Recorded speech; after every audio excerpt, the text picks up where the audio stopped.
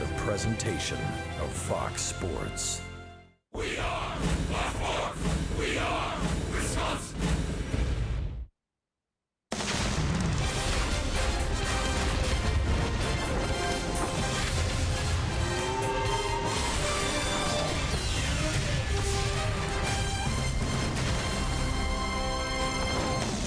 A warm welcome from Miller Park here in Milwaukee on a beautiful Sunday afternoon for baseball. The Brew Crew, a short homestand, but so far very successful as they try for the sweep against the Philadelphia Phillies here this afternoon. And this is the reason why on Friday night the series starts with a bang. Orlando Arcia, a 3-run home run, and then Ryan Braun, a grand slam. All that coming in the second inning. The Brewers win it 9-6. Then last night inspired by the honoring of the '82 AL champs. A lot of Hall of Famers in the house. So Travis Shaw says, I can hit home runs too, and breaks a tie in the 8th inning. And Milwaukee wins a close one, 3-2. They are in first place by 5.5 games in the National League Central Division. Welcome to the broadcast, everybody. Craig Kashan alongside Bill Schroeder. We're going to hear from Sophia Minnaert in just a couple of moments here. Now, one of the reasons the Brewers are winning despite all the home runs is what the bullpen has been able to do, especially since June 20th, Rock. Just a tick over 2 with that ERA in the last 3 games alone have not allowed a run. And everybody up and down that bullpen, has been very good as of late. Corey Knebel really has solidified the bullpen. When your closer is getting the job done, everybody else falls into line, and last night was really no different. A close game, a 3-2 victory for the Brewers, and the bullpen once again eating up a lot of innings. Last 10 innings, the bullpen has not allowed a run. Right now, they're 5th in the National League in bullpen earned run average. That earned run average of 4.01. The addition of Josh Hader has been a big one, and I think that Jared Hughes has been one of the big reasons why this bullpen has been great. He's been getting some big outs for Craig Counsell. Well, Travis Shaw has been a pillar of stability in the cleanup role in the middle of that Craig Counsell lineup. He's back in there today. Sophia's got more when we come back to Miller Park.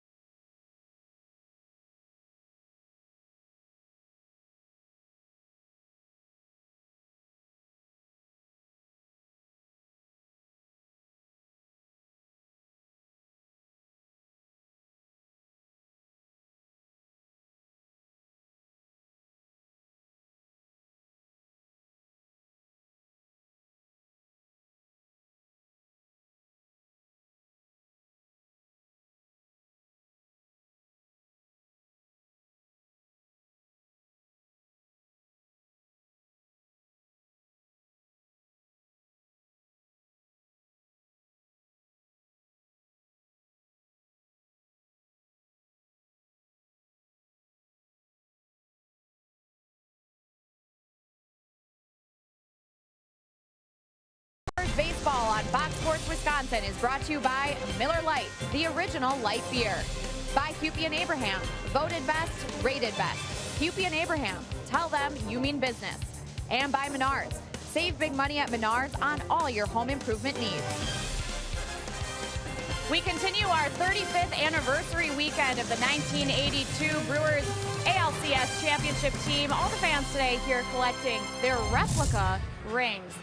And the Brewers have won each of the first 2 games of this series against the Phillies. They have the opportunity to go for the sweep here Sunday afternoon and continue to add to their lead in the National League Central, a 52-41 record, the 5.5-game lead over the Cubs. Good afternoon, everyone. I'm Sophia Minner, and Travis Shaw came up with the big home run in the 8th to win it for the Brewers. And certainly the glove has been there for Shaw throughout the season. He now has a streak of 58 straight games without an error for the Crew, and the offense has been there for him all season long.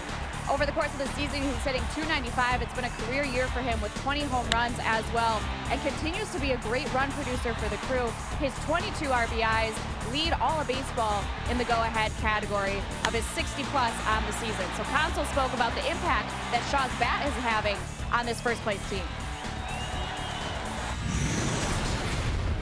Like I said, he's just, the consistency has been, you know, I guess when you start talking about consistency, it's boring almost because it's the same thing. But that's what Travis is doing, and it's been so solid. But you don't take it for granted because you're right. A lot of the hits have been big hits and late inning hits and you know, game changers. Shaw and the Brewers look to bat Matt Garza as he makes his first start here of the second half. He'll face Jeremy Hellickson on the mound here today at Miller Park. The Brewers going for the sweep over the Phillies. We've got first pitch coming up next here at Miller Park.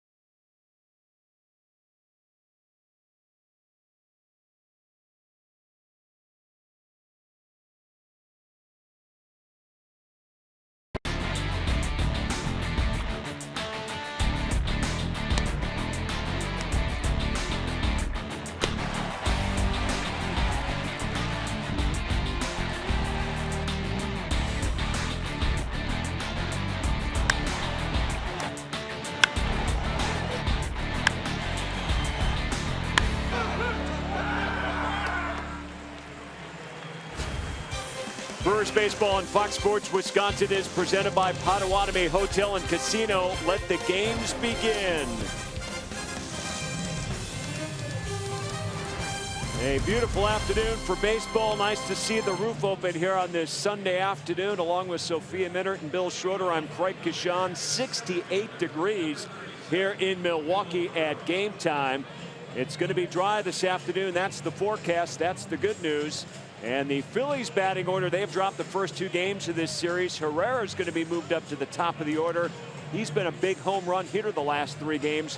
Then it's Galvis, Nava, Franco, Knapp, Joseph, Williams, Kelly, and the pitcher Hellickson. And this is the lineup that Matt Garza is going to face here today, out there for his 14th start here of the 2017 season. He pitched a gem in his last outing. Man, it's going to be interesting to see how the long layoff for Garza affects him here today. The control pitcher hasn't pitched since he made a start against the Baltimore Orioles here at Miller Park way back on July 5th. That's 11 days ago. So we'll see how it affects him here this afternoon. Odubel Herrera steps in the batter's box, swings at the first pitch, and he grounds out to second to open things up. 1 pitch, 1 out. Well, the Brewers played airless baseball in last night's ball game. That's imperative in a low-scoring game. A 3-2 victory. Now your Mars defense: Braun, Broxton, Santana in the outfield. You got Shaw, Arce on the left. Outstanding work by Shaw all season long defensively. VR Aguilar gets a start at first base today. Eric Thames gets today off, and Manny Pena back behind home plate. And there is Manny Pena behind the plate for Milwaukee. He has been so steady back there defensively and provided a lot at the plate as well. And he's the battery mate of Matt Garza here today as Freddie Galvis steps in, batter number 2 for the Phillies. And Garza, first pitch strike.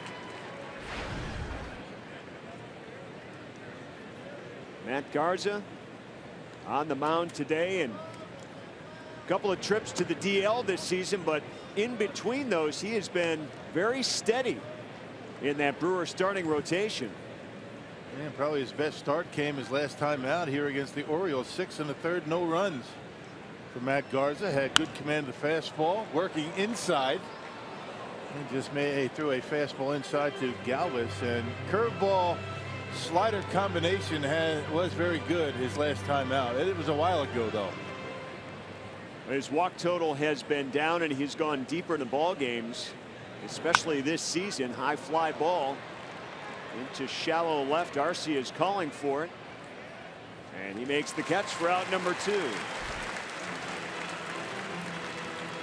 Todd Tichenor is behind home plate calling balls and strikes here today. Adam Hammery is down at first base. Dan Bellino out at second, and Kerwin Danley over at third. He called balls and strikes in yesterday's game. Brewers a 3-2 winner yesterday, a pitcher's duel, and Jacob Barnes gets the win out of the bullpen thanks to a Travis Shaw home run in the bottom of the 8th inning that broke a 2-2 tie, and Knebel picked up his 16th save. That was kind of a go by the script, if you could script it out, type of win for Milwaukee yesterday in a tight ball game. Daniel Nava now steps in. Yeah, what a day here at the ballpark yesterday, right? I mean, the ceremony honoring the '82 team, and had a bunch of interviews up here. We talked to the Commissioner Emeritus Bud Selig, Robin Yount, Raleigh Fingers, Ogilvy. It was a good day. Yeah, a lot of fun up here for us, and highly watched telecast yesterday too, because we carried the ceremony well before the start of first pitch here. There's the 35th anniversary logo of that 1982 American League Championship team. Very tight-knit group, very much like this 2017 Brewers team. You got to have some good chemistry. You got to get along and have each other's backs, and it seems like that's one of the big parallel comparisons between the 2 teams right now. And one of the reasons why you do have the chemistry with this club right now is the fact that everybody is able to feel like they're involved and they contribute on a daily basis. Great Counsel has done a good job with that.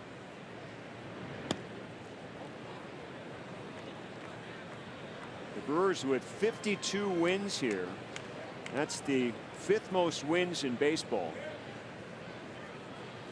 So everyone who's not believing in the Brewers right now, I mean, we're well into July, and really outside of the Astros and the Dodgers, they're putting up first place type numbers and earning their victories. Man, you really got to tip your hat to what Craig Counsell and his coaching staff have been able to do to keep these this young group of players engaged and focused. And both the Brewers and Cubs winners in yesterday's games. Always working, these guys, these coaches. Carlos Subrero talking to Craig Counsell. Subrero told us a couple of years ago, watch out for Orlando Arcia, and he's starting to emerge. Another reason why the Brewers have done so well here over this recent stretch as Garza walks Nava.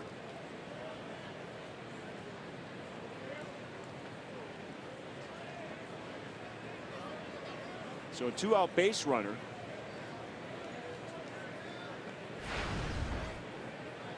Man, one of the hot hitters in this series has been Michael Franco. He's been barreling the baseball up a lot in this series. He had 4 hits in the game on Friday and hit the ball hard yesterday. It's not a guy you want to face with men on base. He's done well in his career against the Brewers. .345 with 5 home runs against Milwaukee. Fouls away the first pitch.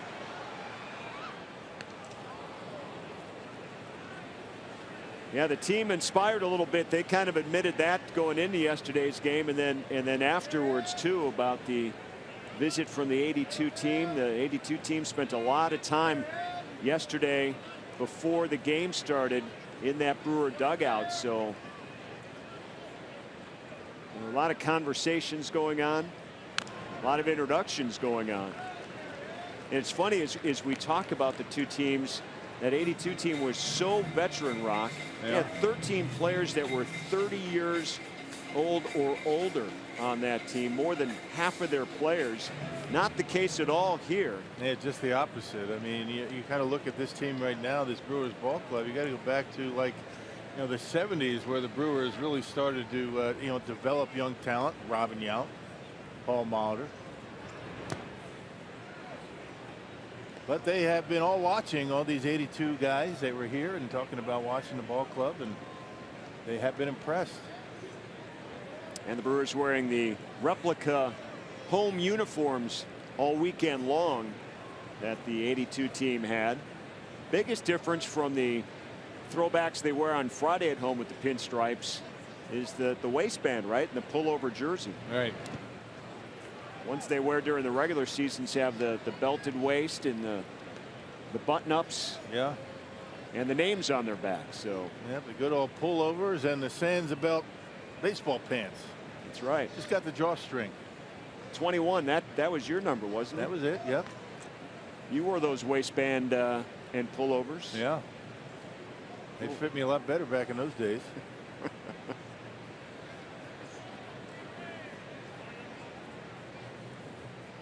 Garza in a 2-2 count to Franco, trying to pick up the final out here in the first. And Franco stays alive. Yeah, good two-seam fastball. You know, Franco is one of those guys that doesn't shorten up with 2 strikes a whole lot. And you see the grip with the seams going down as it gets to home plate, down and in, and Franco right on the top of the baseball fouls it off.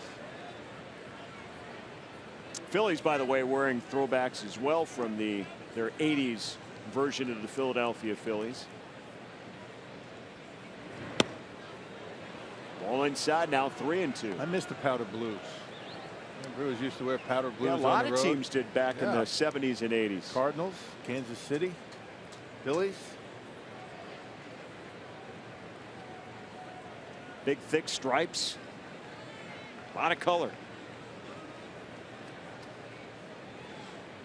They gave away those Paul Molitor powder blue jerseys on Friday night to all the Brewer fans.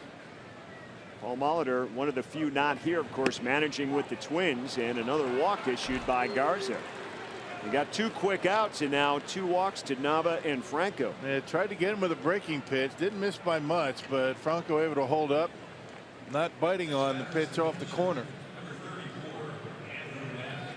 That was the pitch that really set him apart his last time out. We talked about that start against the Orioles. You know, no runs and pitched into the 7th inning. Curveball exceptional. Curveball combination. You know, with the slider, he was throwing it for strikes when he had to. And just missing off the plate, getting some strikeouts with it when he was ahead in the count.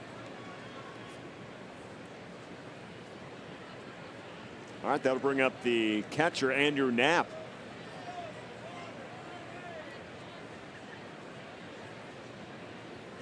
Knapp at 250 with 3 home runs and 11 RBIs. Started in Friday's game. First pitch strike from Garza. Yeah, 6 of the 8 position players are going to be batting left-handed against Garza, so he's going to have to get used to having to face lefties today. They've got 4 switch hitters in the lineup and 2 straight lefties. Pete Mackinnon, the Phillies manager, loading him up against Garza here this afternoon. And Garza again after those first 2 outs. 2 walks, so 1-1 count now. It's Andrew Knapp.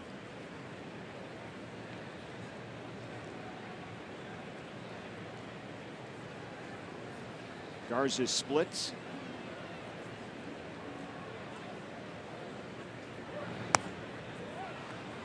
And again missing 2-1.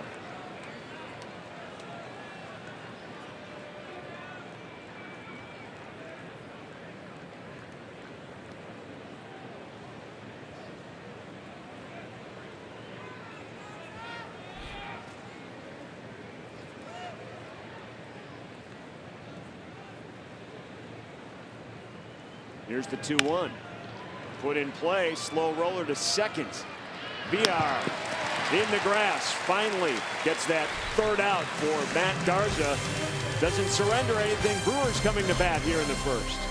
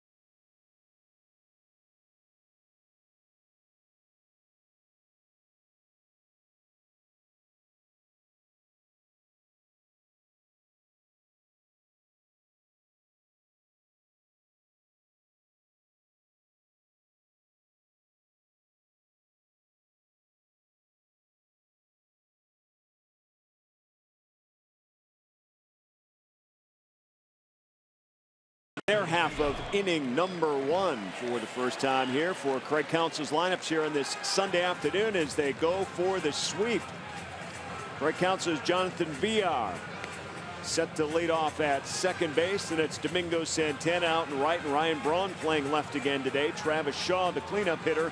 Jesus Aguilar at first. Manny Pena, the catcher. Keon Broxton back in center after a day off. Orlando Arcia at short, and Matt Garza, the pitcher. There's Domingo Santana as he is really coming on strong with his big bat, and he's going to bat in that second spot for Thames against Jeremy Hellickson, the veteran, on the mound for the Phillies this afternoon. Yeah, Hellickson, first year in the big leagues was 2011 with the Rays. He was actually teammates with Garza over there in Tampa Bay. Yeah, making start number 19, 5-5, 449 earned run average. He's 6'1", 200 pounds. First pitch to Jonathan VR. Misses for ball 1. VR on a 7-game hitting streak. This is overall average to 224, but he has done very well. Going back to the road trip before the All-Star break, he had a 412 clip in New York, 7 for 17 there. That 7-game hitting streak he's on right now, a 367 clip. He's on base twice in yesterday's game with base hits. Yeah, staying on the baseball much better as of late. Now, yesterday took a curveball and hit a bullet in the left. You like the way, VR has been swinging the bat. He's getting consistent playing time with Sogard on the disabled list. And I guess the more at bats you get, the more comfortable you become. It's been a rough season for him for sure, but starting to show signs of life. That was that base hit I was talking about in yesterday's game. A curveball hits it hard into left field. That's when you know a guy's starting to really see the baseball. Takes a cold strike 3 in his first at bat here against Hellickson. Well, let's check out the Menards defense behind Hellickson here today for the Phillies. They played airless baseball. They've been pretty good defensively throughout the year. Nava, Herrera, Williams in the outfield. Franco, Freddie Galvis, outstanding shortstop for Philadelphia. Kelly Joseph on the right side, and Andrew Knapp behind home plate. He started behind home plate on Friday. Here's Domingo Santana.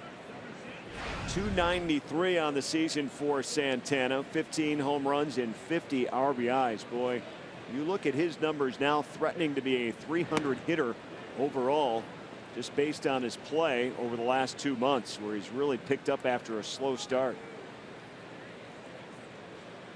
And what he's been able to do is stay healthy. He has really not been hampered by any injuries. He's been able to stay on the field consistently, and he's playing right now the way the Brewers thought he would last year, but he had a difficult time staying healthy a year ago. You go back to April 28th. You go May, June basically, and then July here, and he's at a 328 clip. That's a good chunk of the season. When you think about maybe just being off to a slow start the first three and a half weeks of the season. Yep, he's found it. The home runs, the RBIs are there, and he's been taking his walks. On base percentage near 390. Here's the 2-2 from Hellickson. Missing low, full count. Man, Hellickson not a hard thrower. He's got a really good changeup. He's going to be throwing the low 90s most of the time. When he can reach back and give you mid 90s when he wants to, but doesn't do it very often. Got a curveball cutter to go with it, but a lot of good changeups. His best pitch.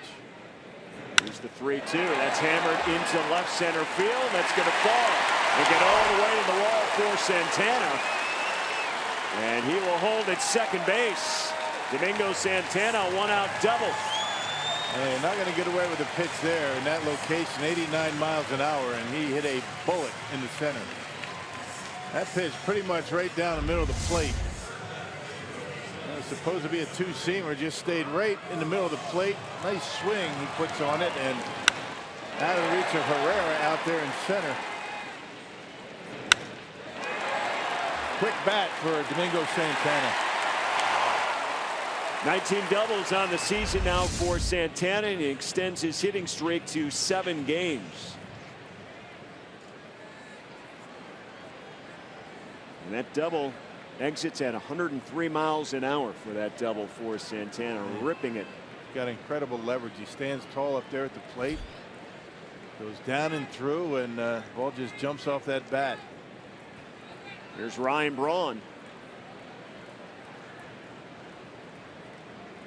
Starting in 3 consecutive games here since the All-Star break.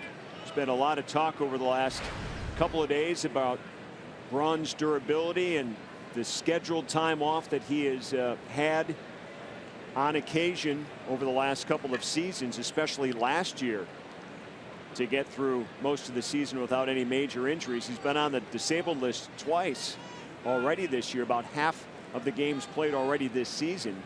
But that calf feeling better, and he's giving it a go for 3 straight days. In fact, it was interesting that Craig Counsell was saying yesterday that as far as he's concerned, Ryan Braun is going to be day to day for the rest of the season, right, instead of trying to answer a question or two every single day about, Braun, whether he's in the lineup or not in the lineup, whether he's playing today or not playing tomorrow, whatever the case may be. Yeah, and as much as you'd love to have Ryan Braun in there for 150 games, that's not going to happen. But right now the Brewers have options out there. They have guys that have been productive, and you really don't mind giving them a day off from time to time.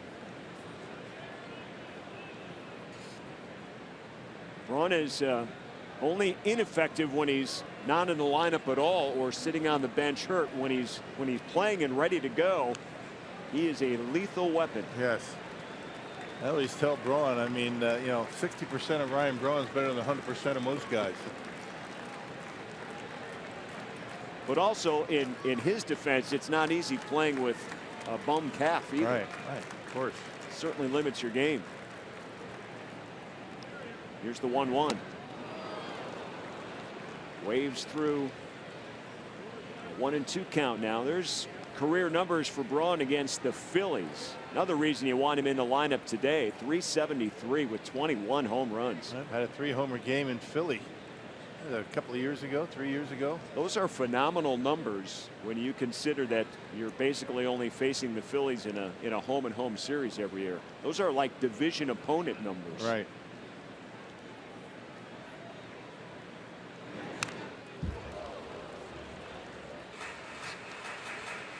And the highest career on base plus slugging for Braun against the Phillies, or anybody against the Phillies, Ryan Braun is on the top of that list. Yep, high batting average, and a lot of them are extra base hits.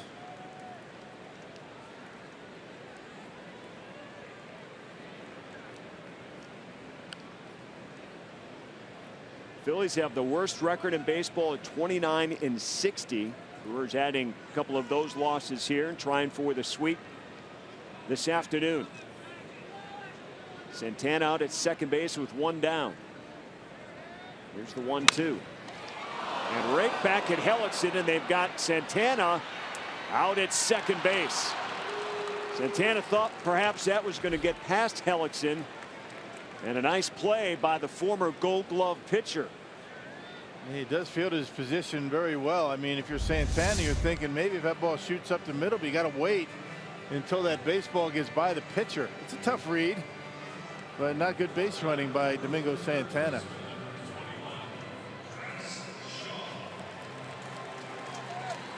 Braun over at first on the fielder's choice for Travis Shaw. He was the hero in yesterday's game. An 8th inning home run to break a 2-2 tie, and this is what settled the score in a 3-2 win. For Joaquin Benoit, and he did not waste a first pitch fastball, knocked it out of here. Number 20 for Travis. How about the splash of water from the cup there from Domingo Santana? That's something new that they've added to the gauntlet. We talked about it yesterday after the home run when Shaw went down the line. He had a different level of enthusiasm. He's a little more subdued than the rest of the club. That's why he's one of the more consistent, if not the most consistent hitter on this ball club.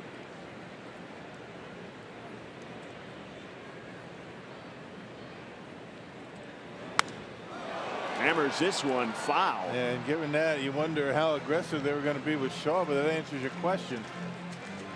That fastball middle in and didn't fool him.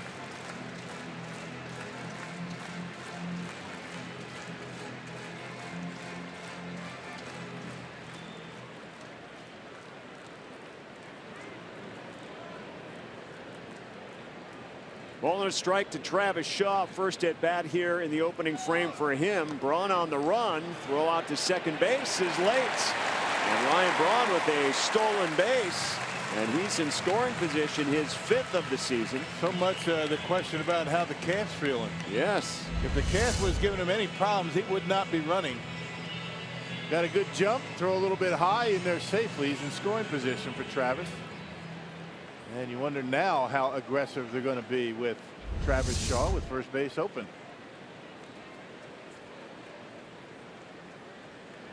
Ryan Braun on the run. In scoring position now for Shaw. 2 balls and a strike to the Brewer third baseman. And this one down the right field line, and he pulled it again. Another changeup from Hellickson. Man, he's got a good one. He hasn't thrown too many in this inning, but he keeps it down. He's got good arm action on it. He's got a little bit of a tail away from lefties. He will throw the right-handed hitters as well.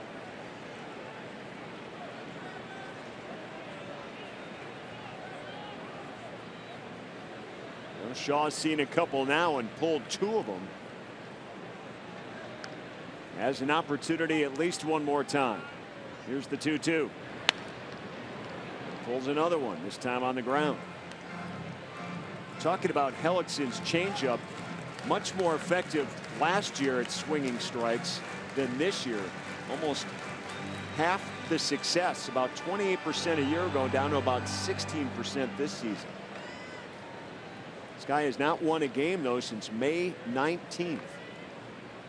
But he's pitched pretty well. Yep, there's Bob McClure, the pitching coach.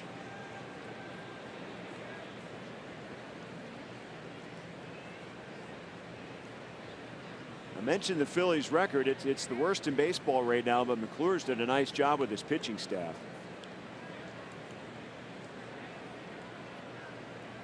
That is one sure sign of improvement right now, the bullpen and the starting 5.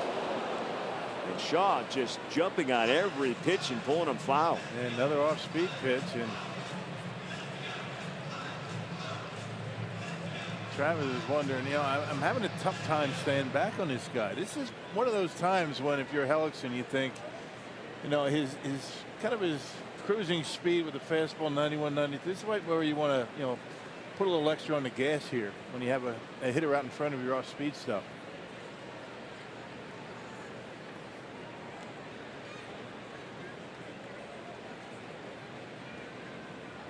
I mentioned Hellickson on that nice play that he made earlier this inning. Won a Gold Glove back in 2012. He was also the American League Rookie of the Year in 2011 with Tampa.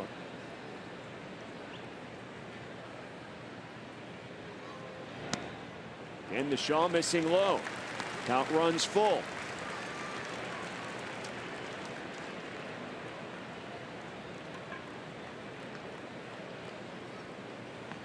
Jesus Aguilar waits on deck.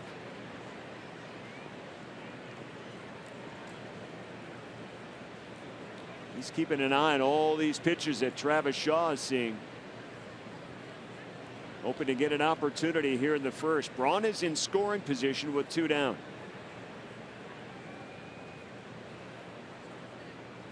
Here's the 3-2.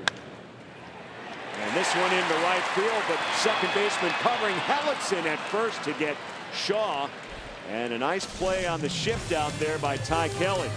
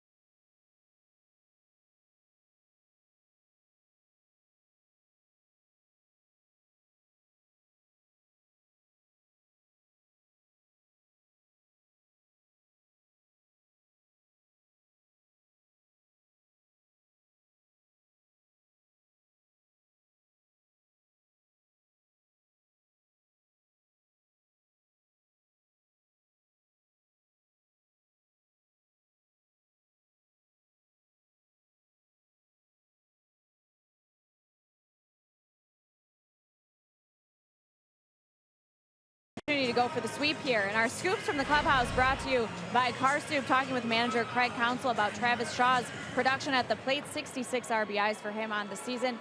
22 of those have been go-ahead RBIs. So Counsell said it's certainly been a big bat for him. He said it's been one of the most solid presences in the lineup, and he said the consistency has just been so solid that he said it's almost boring in the consistency of it, but he said you certainly don't take it for granted. He says there have been big hits, they've come in late innings, they've been game changers, so he continues to use that word. He's been vanilla good, but he said, you know, it's certainly not boring, and you don't take it for granted.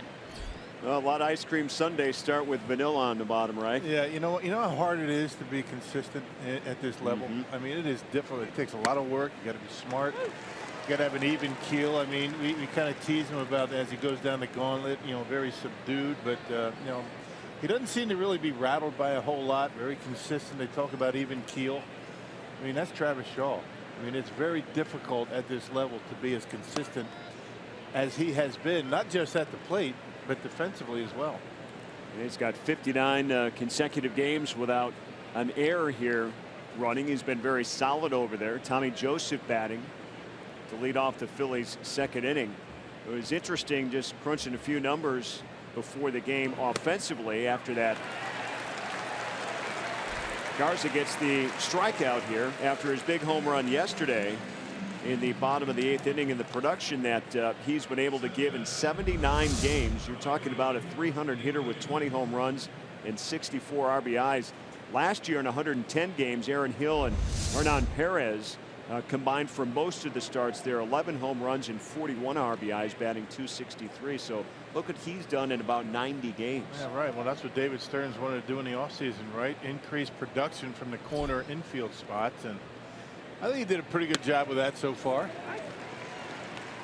Get some left-handed, need some left-handed pop, more balance in the batting order, some more left-handed power, and you know, between Shaw and Thames, that's 43 home runs. Nick Williams into center field, a base hit. First hit allowed by Garza, gave up a couple of walks in the first inning and got through it. You can see this is a slider from Garza. That's a good look at it right there. Super slow-mo, ends up down and in, and that's pretty much where lefties like it. Not too many left-handers don't like that pitch down and in. And Williams hits it hard into center field. There's Ty Kelly, the second baseman, another switch hitter on the left side against the right-handed pitcher. Takes a look over at Nick Williams. They just closed the panels here at Miller Park.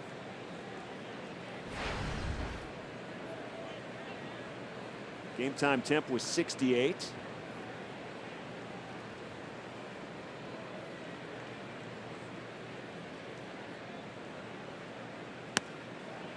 Pena, quick throw down the first. That's what you got to love about Manny Pena behind the plate there. If you're a base runner on the other side, you better watch out and stay on high alert. Yeah, and you better be alive if you're Jesus Aguilar as well. Always have to be ready for that pickoff behind that left-handed hitter. A lot of times the base runner at first can't see what you're doing with the lefty up there.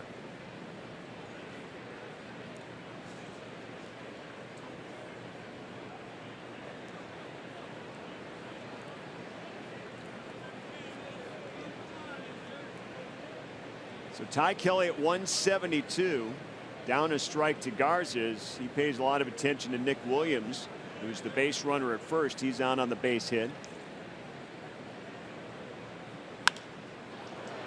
This one to left, Braun.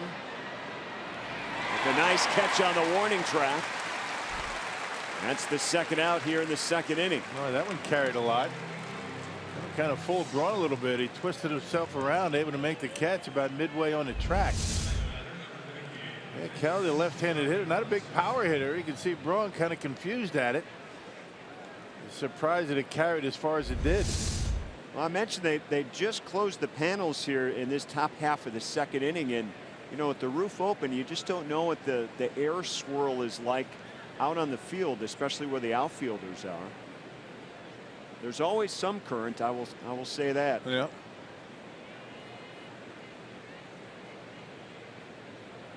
Here's the pitcher, Hellickson.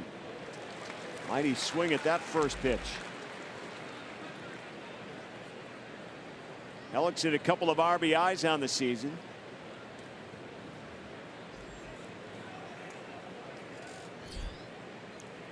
Garza looking for a final out here against his opposing pitcher and former teammate, and gets it right there in the force at second base.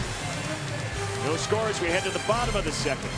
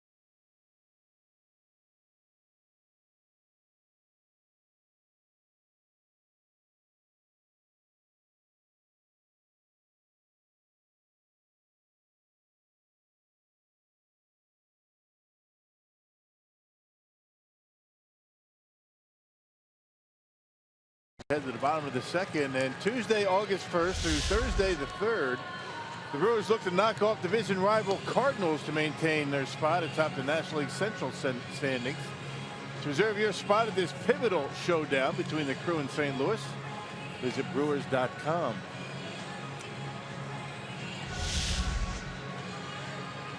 Jeremy Hellickson completing his warm-up tosses. He made the final out in the top half of this inning. He'll face Jesus Aguilar, Manny Pena, and Keon Broxton here in the second inning. No score, the Phillies and the Brewers. Milwaukee trying to complete a sweep here before they head out on a long road trip, one of their longest of the season. 11 days, 10 games, going to Pittsburgh, Philadelphia, and Washington. Played in that. The off day in our nation's capital. That's a good spot for an off day on the road. Got big plans, Rock? I do. That's good. I can't tell you. That good, huh? Real good. Oh, they're good, and I can't tell you. Here's Aguilar. Takes ball one from Hellickson. Jesus Aguilar gets the start at first base today. Outstanding numbers for Aguilar. Primarily off the bench, he's done a great job as a pinch hitter. Been very productive when called upon to play first base. Eric Thames the day off. Eric Thames has been swinging a very good bat. He had a couple of doubles in yesterday's game. Also getting on base via the walk again. Yeah, it's not so much that Thames needs a day off. I think it's more or less you need to get Aguilar in the lineup and keep him hot. And keep him swinging the bat well. Pop up into right. Center fielder coming in and makes the catch out there is Herrera. Craig Counsell very diligent in keeping all of his players involved. And you figure if this game stays close throughout the game, it's going to see Thames in there at some point.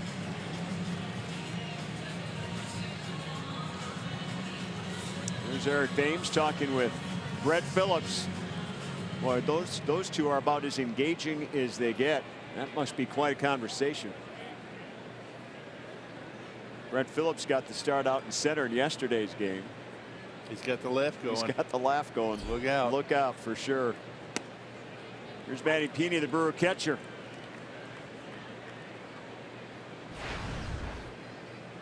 .293 on the season for Manny Pena with 6 home runs and 29 RBIs. And a couple of hits on Friday.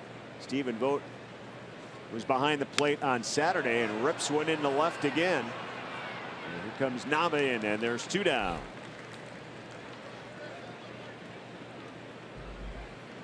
That'll bring up Keon Broxton, the Brewers center fielder. He had the day off yesterday with Phillips getting a chance. Broxton trying to get his bat going again. He had a hit on Friday night in his start. And his hot and cold streaks continue this season. Prior to that, on the road trip, he was hitless. So trying to get going again here, get that average above 228. It's one thing, as much as you talk about a moment ago about Shaw, how difficult it is in this league at this level to stay consistent. You see that out of a young player. Oh, no kidding. And you can only imagine, what he would be able to do if he were able to get on base a little bit more. I mean, we talk about, the batting average, down in the 230 area, but the on base percentage at 304. He still has 17 stolen bases.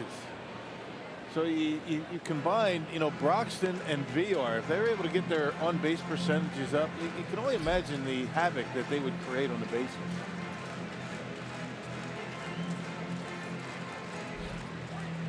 Well, it's all about getting on, and this lineup certainly has enough run producers mixed in.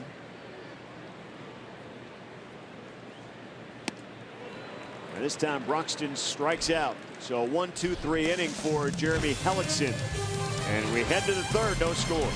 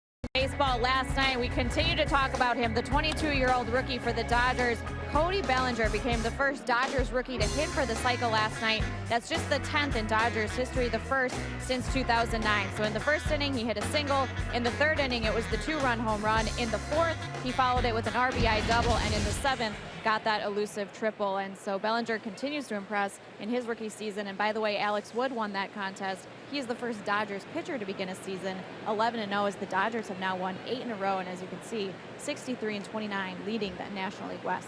How about the youth helping out this Dodger team? Tremendous in youth helping out.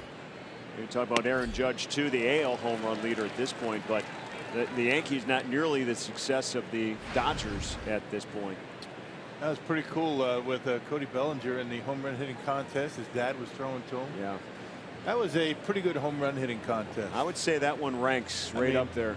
The way Aaron Judge, what an impressive performance by Judge, hitting those opposite field homers. That guy's something else. And then the last one was about 3/4 of the way up the paneled wall.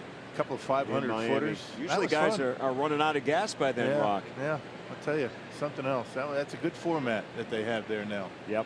They've whittled it down nicely. Herrera, the leadoff hitter for the Phillies, batting for the second time, facing Garza.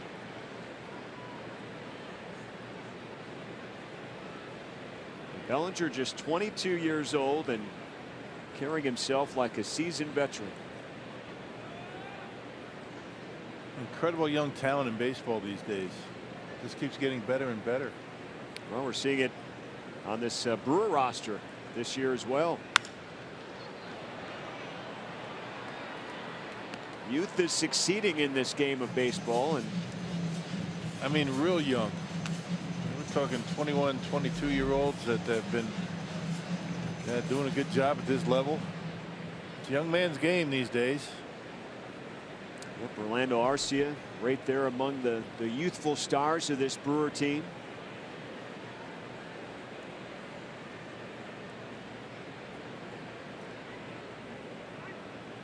Herrera calls time. You saw his lead foot there. His ankle kind of bent through. Watch how this goes into his stance. A lot of guys start, differently, but watch where the position that he's in when he gets ready to swing the bat. I mean, everybody really pretty much ends up in the same spot. He's going to bring that front foot close to home plate. It's just his way of staying back and that triggering mechanism that he uses. Everybody's different. It's kind of awkward, but it works for him. Not only does he have that open stance, he closes up and has that high leg kick. That's an awful lot of movement to deal with, and it's very easy to get yourself out of sync when you're moving that much. Basically relying on that inside toe and cleat, rocking that heel, and then leg kicks like this, and that's why it works. All the way into the right field corner. This guy's got some wheels, and he's going to stop at second base. I wonder why. Did they hold him up? I wasn't watching. I was watching that ball in the corner. This guy just continues to hit Brewers pitching. Garza left one down and in. We were talking about lefties, right? Where they like it, down and in. Slider. And Herrera barrels it up and rips it down the line. He was thinking about a triple, but held up. I think he would have made it.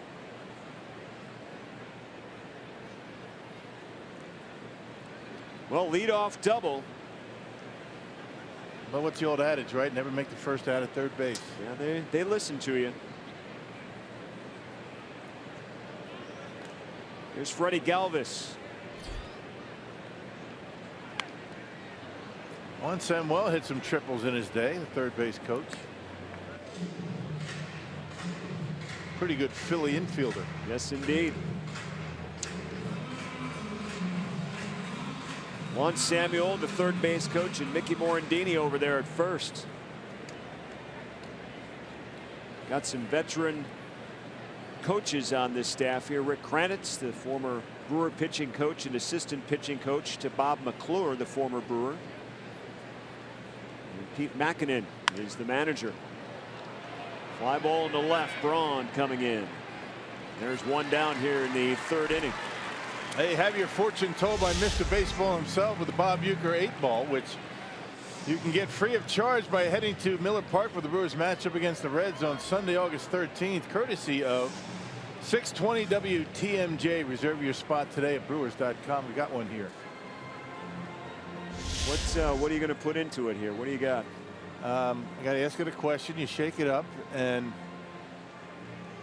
let's see. I'm afraid to ask a question here, but we're going to have a nice flight to Pittsburgh tonight. And I don't want to say what it says. You got to give it a bigger shake than that. It says swing and a miss. That is not good to ask about the airline. I'm walking. Yeah, the question's the swing and the miss. You got to ask a new question. I don't know about that one. Swing and a miss. Come on. Put that one away for now.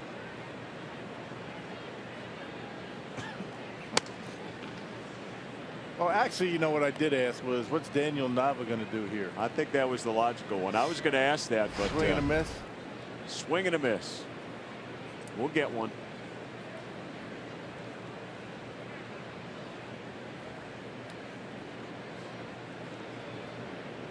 Nava walked back in the first. Juan Samuel, by the way, the third base coach, 102 career triples in his 16-year career. Right. Old Veterans Stadium on the AstroTurf. He could run.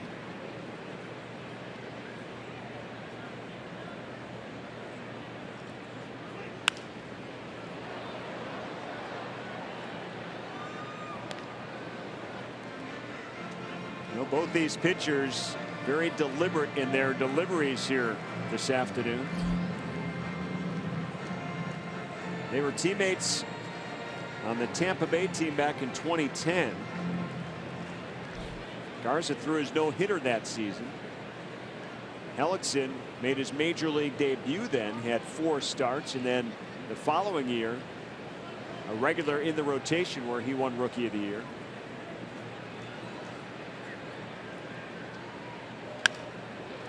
This one into left again. Braun takes some steps in and measures it up for the second out. Yep, right in his tracks. Didn't have to hardly move. Well, it wasn't a swing and a miss, but he made it out. We'll take it. So Uke was right. Kind of. How about some of the stories Robin Yount was telling us last night? Yeah. Uker bailing him out a few times. Yeah, they had a lot of fun back in those days. Uke, all the players. I think that's the out of the long conversation that we had with Yount, which we loved and we'll take again. That's the one that stands out to most people who are listening. Really? And he was What saying did they that, do on the road? well, he was saying that Uke actually got those guys out of a lot of trouble. Yeah. I mean, not bad trouble, but, you know, kind of just mischievous things that young guys will do. That's right. Uke's a good big brother and dad, right? Yes, he is. Still is. Here's Franco. 2 down. Garza looking for the final out here after Herrera led off the inning with a double.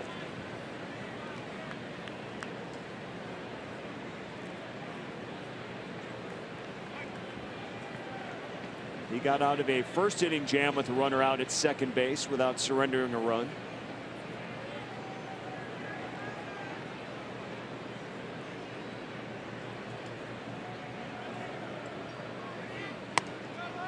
Quick throw, Pena out to second, very close. But Herrera gets back. Now, what a throw by Pena. Second time he's tried to pick off. One to first, this one to second. Look at this. Right on the money, right there. The tag as he makes the catch is VR.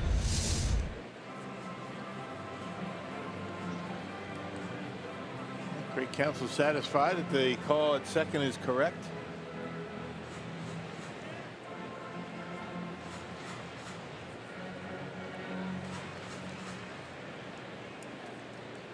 Two 2-0 is the count on Franco. This guy's been a tough out for all Brewer pitchers when they face him. Now 3-0. Man, you got to be careful here. I mean, you're almost better off just putting them on and, you know, be careful. Don't give him anything because he will be swinging 3-0. You got Knapp on deck, the switch hitter. Franco .345 in his career against Milwaukee.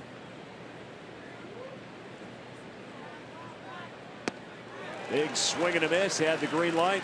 Slider didn't give him a fastball. Good choice.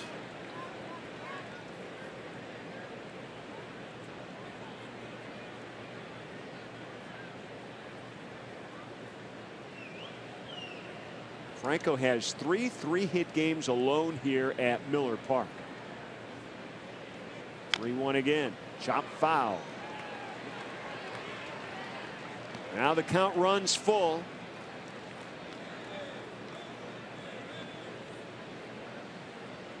Garza a strike away from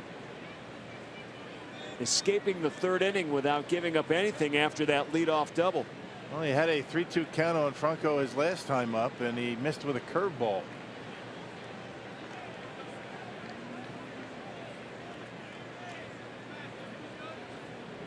Here's his 3-2. This one popped up. Arcia calling for it. And makes the catch in shallow left field. A couple of Hall of Famers, Robin Yount and Bob Uecker, institutions in Brewer baseball.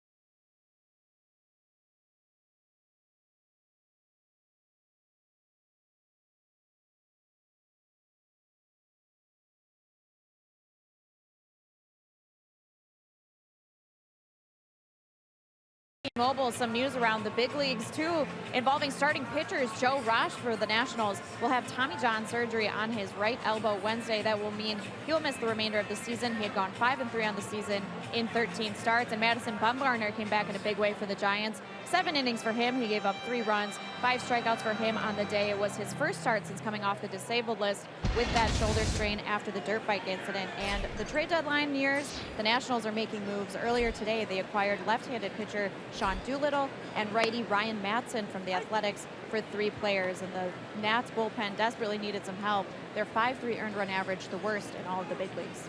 Boy, you're not kidding. They have been in a lot of positions to win ball games and have not yet. They remain on top out in the East as Orlando Arcia fouls one off his foot as he leads off the 3rd inning here for Milwaukee. Yeah, it comes down to bullpens. We talked about that when we came on the air today when they had her open. I mean, how important bullpens are down the stretch. I mean, offense comes and goes. You'd like to get your starting pitching getting, at least 6 innings. But bullpens, particularly in the postseason, that's what wins.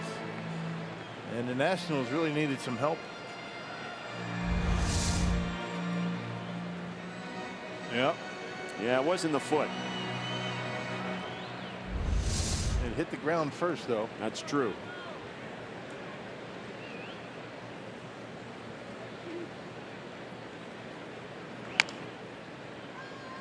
And Arcia fighting off an 0-2 pitch. He had the big home run on Friday night, that 3-run bomb in the 2nd inning. Hitless in yesterday's game. And Arcia has put together quite a stretch to get that overall batting average up to 279 coming into this afternoon's ball game. Way inside. 1-2 to Arcia. Well, in the beginning of the last road trip, he was as hot as anybody in the big leagues. He was actually pushing his batting average into the 290s at that point. Yeah, the road trip slowed him up a little bit, just 2 for 16. But still, Rock, over his last 50 games, batting .328.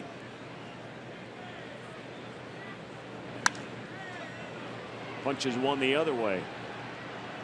His big success, though, he's been going to all directions, and you see since May 18th, he's in that top 5 in batting average. And Brewers are going to see Andrew McCutchen tomorrow in Pittsburgh. Red hot hitter. Yeah. See Daniel Murphy after that in Washington, D.C. in a week or so. And Arcia strikes out for out number 1. And Rendon. So the Brewers are going to be running into some pretty hot bats. And change up for him from Hellickson. We were talking about that pitch. It is a good one. He threw a couple of them to Shaw and got the strikeout to Arcia. Hellickson coming off an 8-pitch 2nd inning. Labored a bit in the 1st. And here is Matt Garza.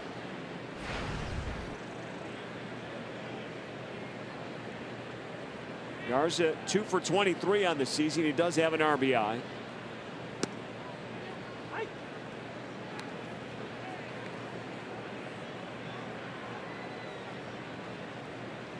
Now the Brewers will see this revamped bullpen. We'll see what Washington gets in line by the time the Brewers get to him on the road trip.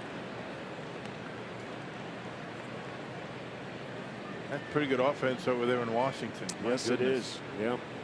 And they weren't even talking about Zimmerman and Harper on that list. They can hit.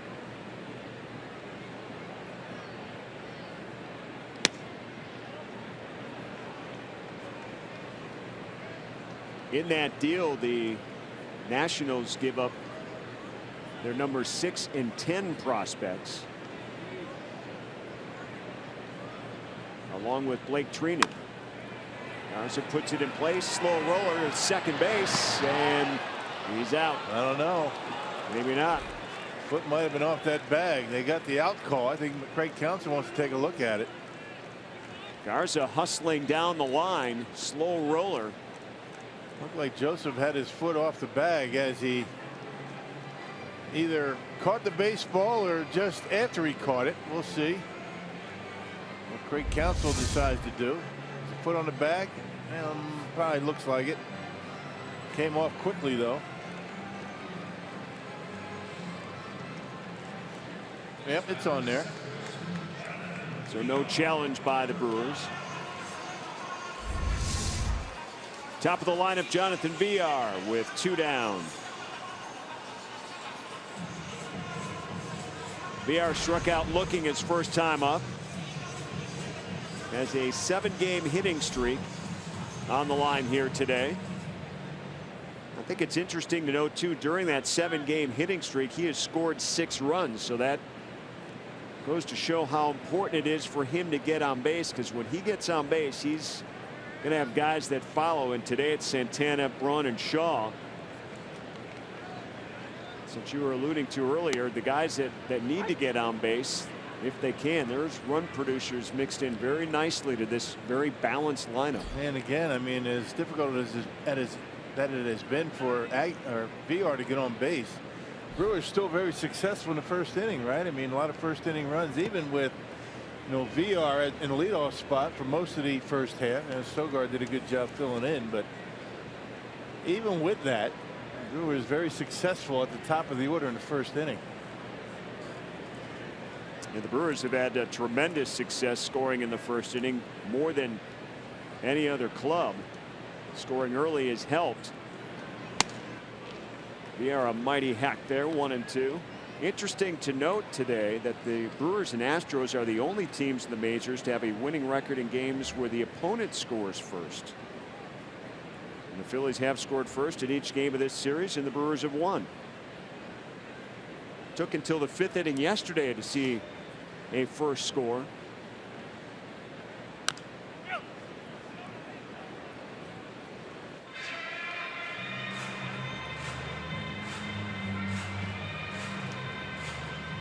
But both those teams have big leads in their division as well. The Astros and the Brewers. Astros record though off the charts, what they've been able to do.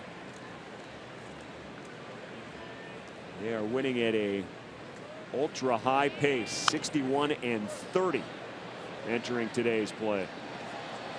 But the Dodgers caught him for the best record in all the big leagues, 63-29. Yeah, both teams right out of the gates have been hot.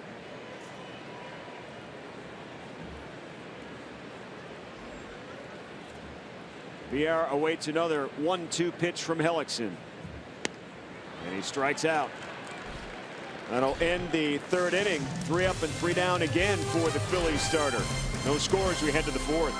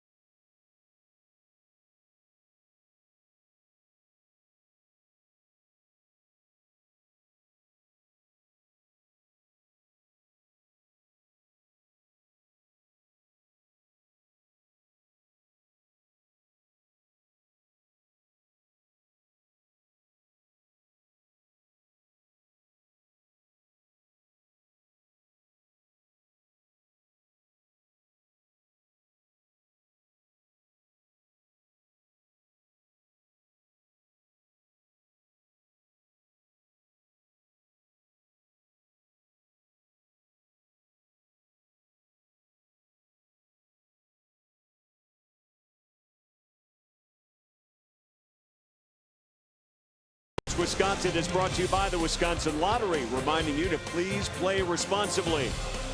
And by Toyota. Let's go places. Beautiful Sunday afternoon here at Miller Park. We head to the top of the 4th inning. The Phillies and Brewers, no score. so far as Matt Garza takes the mound again for the Brew Crew.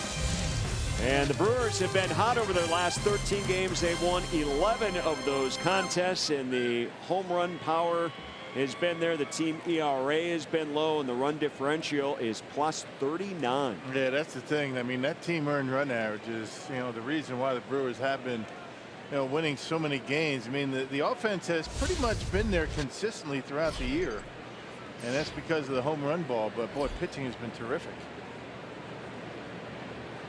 So Garza starts the 4th inning. He's allowed only 2 hits.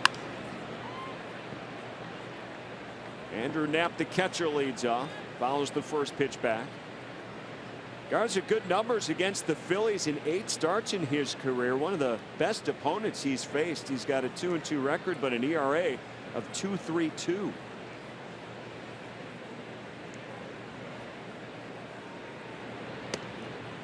Coming off an outstanding outing against Baltimore, pitching into the 7th inning of shutout baseball.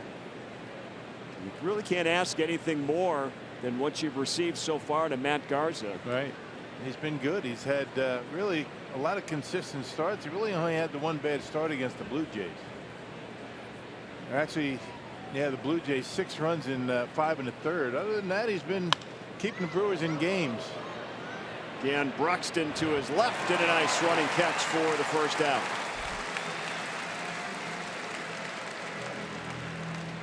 Again, Bruxton showing off that speed. Good read on that.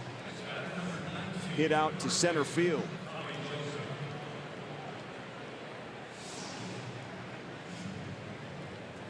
Well, there's going to be Brent Suter on the hill tomorrow. He's done a terrific job in that spot, vacated by Chase Anderson, who went to the DL, and then Junior Guerra is slated to start on Tuesday. Come back off the DL. Tommy Joseph, the batter. It's his 26th birthday today. Another birthday to Derek Johnson, the Brewer pitching coach. He's 26 plus.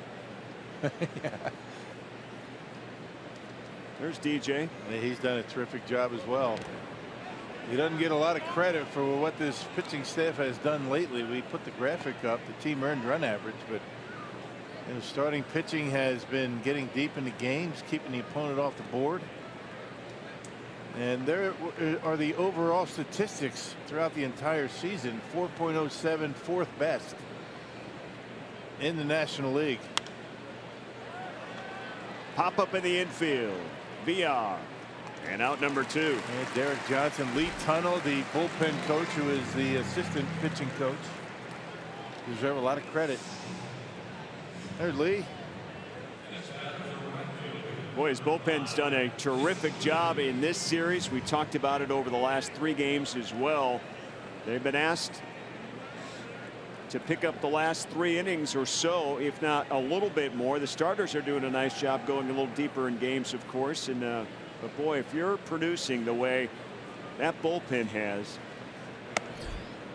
there's been a bit of a rotating door, but not for about 4 or 5 that have been out there. Knable, Barnes, Hughes. Well, it's really been the back end of the bullpen. Yep. That's been there's been a lot of movement in there, but I mean, there's been a solid body of guys out there in the bullpen that has been there pretty much all season. You include the name like Torres, Hughes, Hader, Barnes, and Knable. Those guys right now are kind of the top 5 in that group that we saw on Friday night. Ground ball to short, and a nice 1-2-3 quick inning for Matt Garza here in the 4th.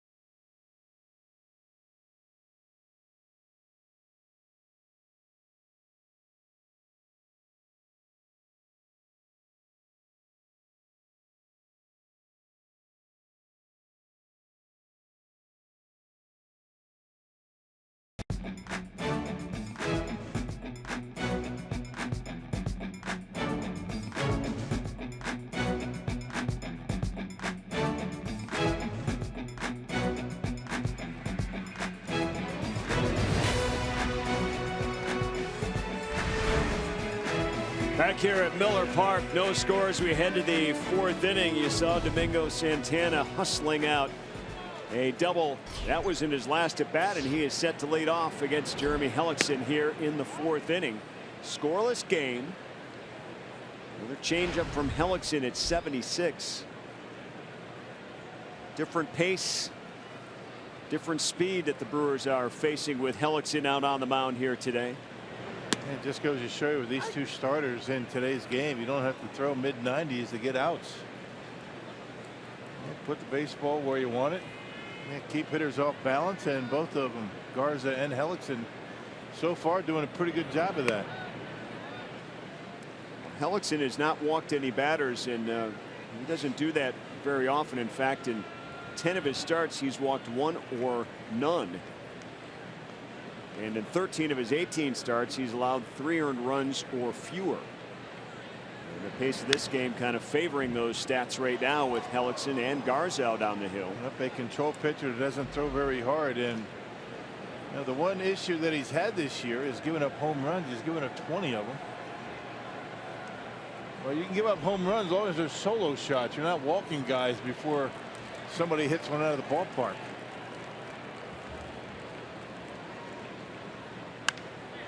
Santana hits it hard left field and caught out there. Nice catch by Nava over his shoulder. And the Brewers having a good time after home runs. This is part of that chemistry we were talking about, the home run gauntlet. You go all the way down the dugout, you give the yell and the slap, and it all starts at home plate, though. Yep, infectious enthusiasm. Even Ryan Braun, the veteran. That's worth hitting a home run for you if you get to it. There you go, the water. That's a new thing. Shaw's is my favorite because when he went down that line after putting the Brewers out in front in that 8th inning, it just read who he is all the way down. His calm demeanor. Until he got a cup full of water in his face.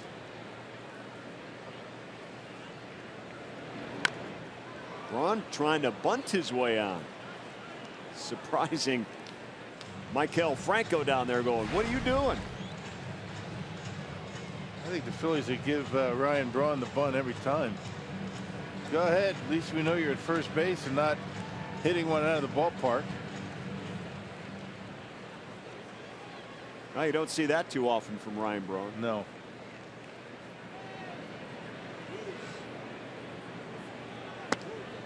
One and one the count to the Brewers left fielder. He reached on a fielder's choice, has a stolen base in this game.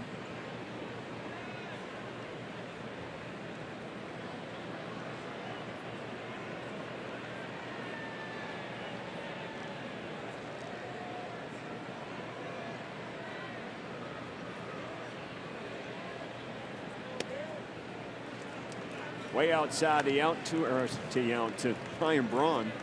I was going through my 82 stuff here, and I still have Yount in my mind. You're looking at that ring that they gave away today. The ring is very nice. We're going to have to do a showcase bid on that here. The giveaway today for fans was a replica of the 1982 AL Championship ring, and it's pretty much the real deal. Here's a look. The giveaway is on the right, and Jerry Augustine's ring is on the left. And there's not a huge difference between the two. And I will say, even in weight and reality, there's not much of a difference at all. I think the diamond's a bit different. The diamond's a bit different. That is a nice giveaway. One of the best I've seen anywhere. Yes, very unique. Some really good giveaways in the last couple of years, and creativity by the Brewers marketing department. Kudos. Love the bobbleheads, but that's some weight to it. That's the thing that's impressive about it. It feels very real. It's very detailed. Got the Milwaukee Brewers around the rim, American League champions. Got the American League Championship logo on the side with the 1982 year, and the Brewers ball and glove logo on it on the other side. An impressive at bat there for Ryan Braun. Draws the walk. Yeah, first base runner since the Santana double in the first inning. Braun now 5th all-time in the franchise in walks. 493rd walk now, passing Ricky Weeks. Yount at the top of the list with 966. Rick Ramirez doing a great job for Mike Faulkner in this weekend, isn't he? Is he feeding you all that stuff? He is feeding me all that stuff. Yeah, I haven't seen any of it. It stops right here. He's on my side. Shaw tried to square the bunt as well. Interesting at bats here from Braun and Shaw here in the 4th inning. You got the big shift on for Travis. You got Franco over in the hole between 3rd and short. Drop it down that line. You know, the one reason why guys don't do it, you hate to give up in that bat if you don't put down a good bunt.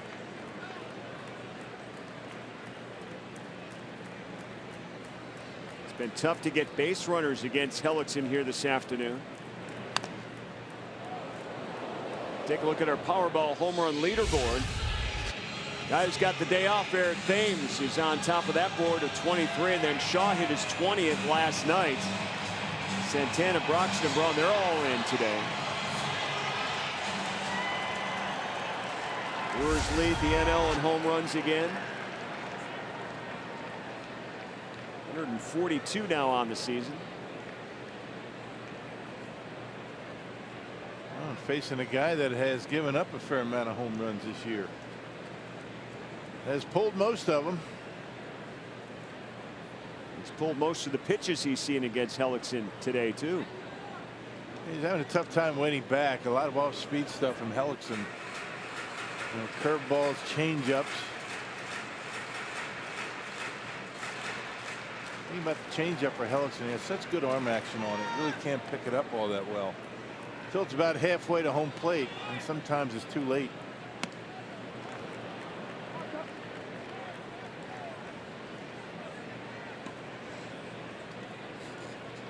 Check out that sign. Winter is here behind home plate. There it is, Game of Thrones.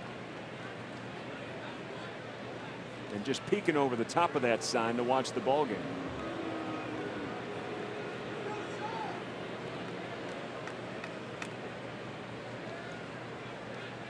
All right, Travis Shaw, time to do your stuff.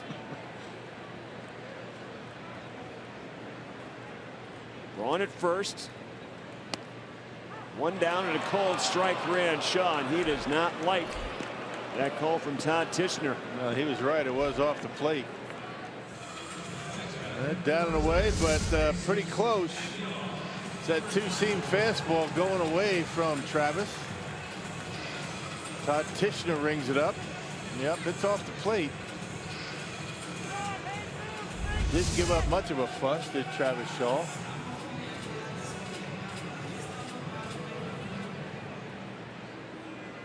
Here's Jesus Aguilar.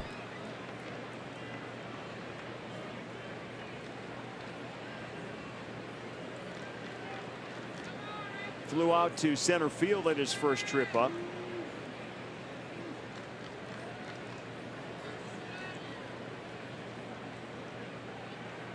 Checking Ryan Braun over at first. I tell you, Hellickson is making it very difficult on Joseph over there at first. He's been, you know, picking balls in the dirt and jumping over Ryan Braun, but keeping Bronny close. He did steal a base when he was over there in the first inning.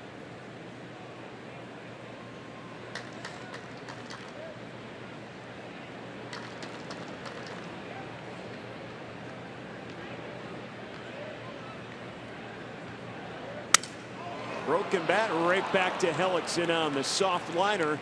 And that's the 3rd out here. So we are through 4 innings. Just like last night, no score going to the 5th.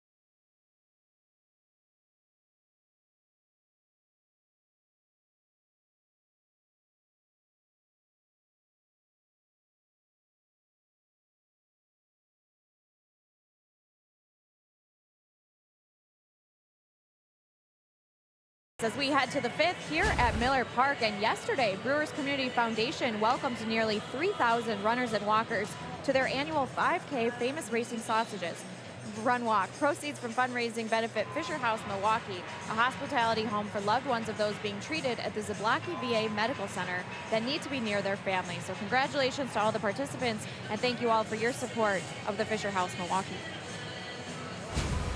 Okay, Sophia, thanks. We head to the top of the 5th inning here. Matt Garza back out on the mound, going to work. Scoreless game here from Miller Park, just like last night, but that last night things changed in the 5th just a little bit. Ty Kelly will lead off against Garza. Kelly, the number 8 hitter. Yeah, Kelly took Ryan Braun back to the warning track and left his first time up. Hit it well.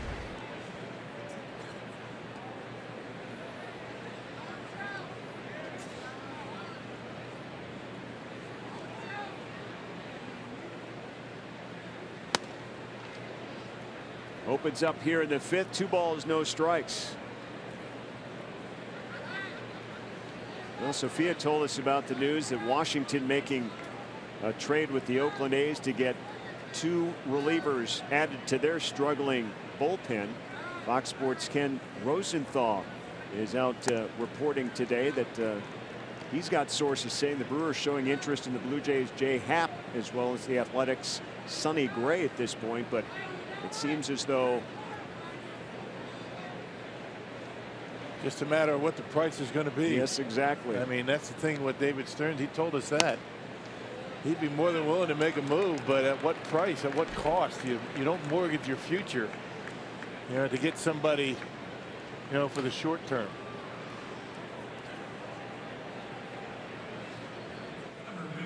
Rosenthal reporting that highly unlikely that either one could get moved. So we'll see what the price is from someone from somewhere, who knows, but it's just the beginning of the rumor mills. Of course, the Cubs got things going with the big trade that they made earlier in the week, and there's been a lot of talk out there within a couple of weeks of that window of the end of July. A lot of time left. 2 weeks left before the trading deadline. This guy in the batter's box, the pitcher Jeremy Hellickson, rumored to be on the block as well. He's making $17 million this season for the Phillies, who have obviously revamped most of their roster. Don't have salaries like that during their restructure. And that's a big chunk of their whole payroll. And this one gets past Vogt, I should say, Pena. And put Kelly out at second base now. And a 2-0 count on a guy that you figure is going to be up there to bunt. He did square around and pulled the bat back on the first pitch, and that one not even close. A fastball in the dirt.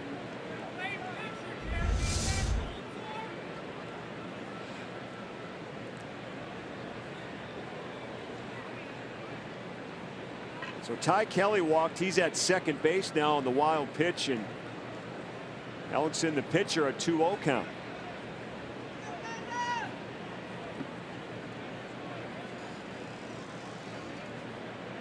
Aguilar comes in from first. Bunt right out in front. Aguilar has to go that way, and the sacrifice works as Kelly winds up at third with 1 down.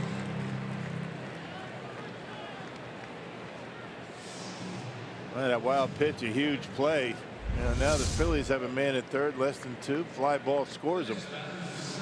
Good job by Hellickson getting that baseball out on the grass. And able to get Kelly, who led off the inning with a walk, over to third base. First base runner of the game at third base between these two clubs.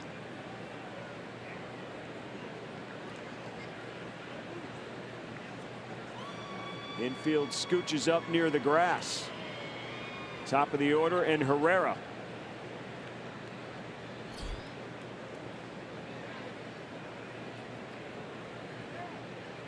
Herrera a double his last trip up in the third inning.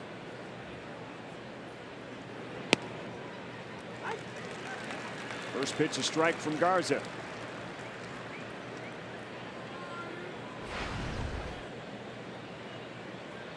Garza's got to be careful with this guy. He's got a home run stroke going right now. 3 straight games he has homered. He likes the baseball down and in.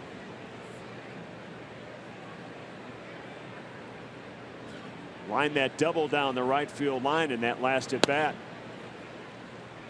Inside to even the count.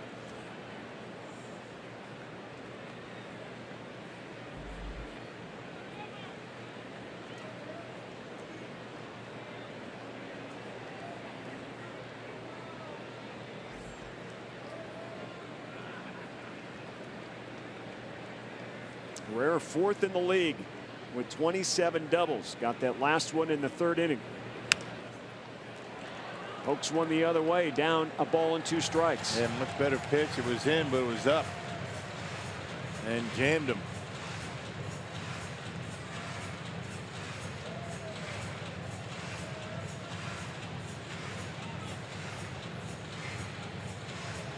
First big scoring threat of the game for the Phillies.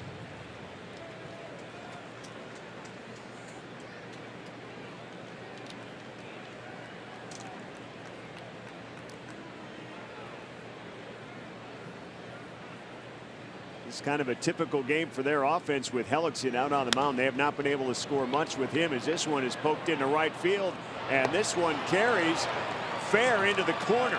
So the Phillies will get the game's first run on consecutive doubles now from Herrera. Another pitch down and in. He has hammered pitches that have been down and in this series. Almost hit this one out of the ballpark. That curveball from Garza. Watch where it ends up. Down and in. He barrels it up and rips it down the line to drive in a run. And a very close play down there, fair or foul, and a ground rule double. Not a lot of room down in that right field corner. There's Galvis, who fouls the first pitch away. And amazing how he was able to go down and get that off-speed pitch. That wasn't a bad pitch to most hitters, but the way Herrera has been swinging the bat in this series, that is the last place you want to leave a pitch, down and in.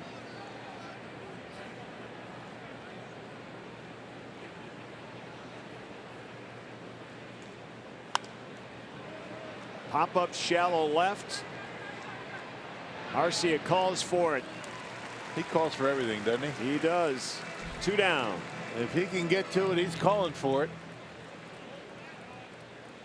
He's got the range and that leadership he has, and then the players around him just have the confidence that if he's there and he's calling for it, he's going to get it. Did you see where he started, though? I mean, he's almost behind second base.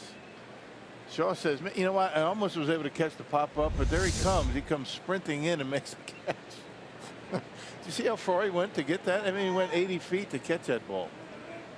Got 2 good young shortstops, and Arcia for the Brewers and Freddie Galvis. You know, most guys, most shortstops, when they're playing up the middle like that on a pop, they're just going to stop and just say, you know what, he's got it. Not him. He wants to catch everything. High fly ball. He's going out there, but Broxton calls Arcia off. He says, I'm out here far enough. I've got this one.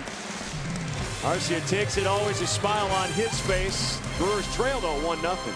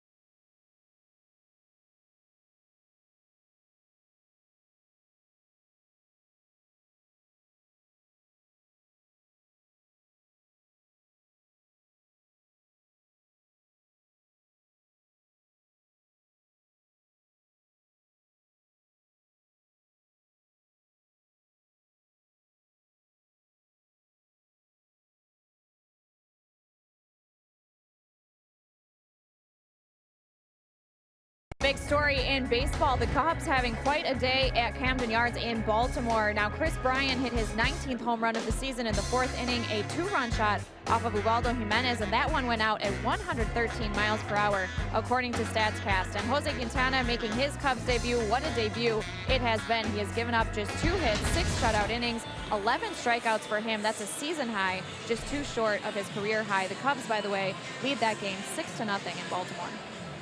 How about that? A fabulous debut for him.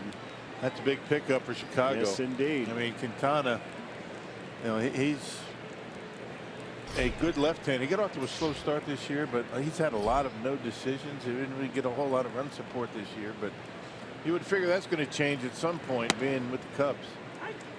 Didn't have far to go in the trade. That's right. Across town. Manny Pena leads off here in the 5th inning with the Brewers trailing the Phillies 1-0. So the Cubs looking for the sweep against the Baltimore Orioles. Looks like they're well on their way. They have not been able to gain any ground, though, on the Brewers, as the Brewers trying to get a sweep against these Phillies as well here. It's amazing to me that Baltimore was just in town, and they were competitive for the most part out in the East, and they have really fallen apart. Brewers were able to sweep them, and now the Cubs trying to do it. Pena pulls it down the left field line, and nice play. A nice play out there by Nava. Yeah, heck of a catch. Well, he's fighting the the wall, the railing, and the tarp down there along the left field line and foul ground, and able to haul it in. That's a nice play. Able to avoid injury.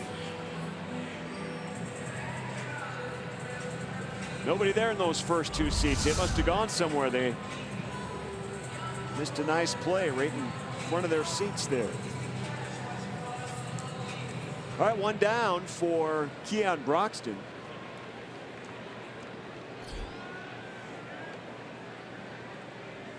Rob Scahill trying to get loose out there in the Brewer bullpen. A little movement out there as we enter the middle portions of this ball game. Garza and the Brewers trail by a run. And just in case Garza, gets in that bat in this inning, you figure that Craig Counsell's going to go to the bench. He's due up 4th.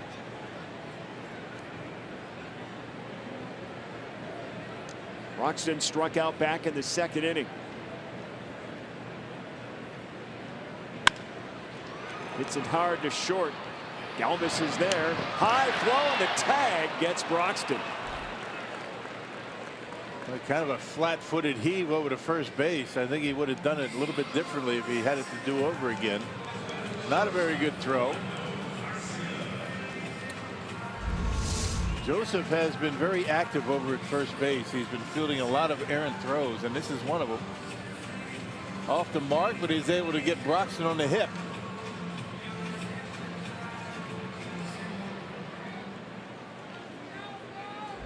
Well, they say he shouldn't be sliding in the first base, but if you know the throw's coming up there, that may have helped him a bit there. But nonetheless, 2 down now for Arcia. There's a point of no return there, though. That's right. right. You get to a certain point to first base, too late to slide.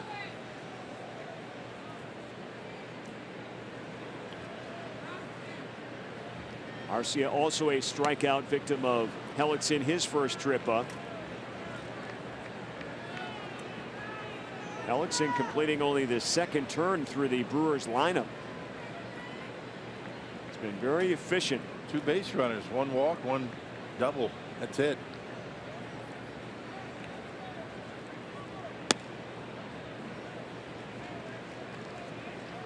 Five strikeouts.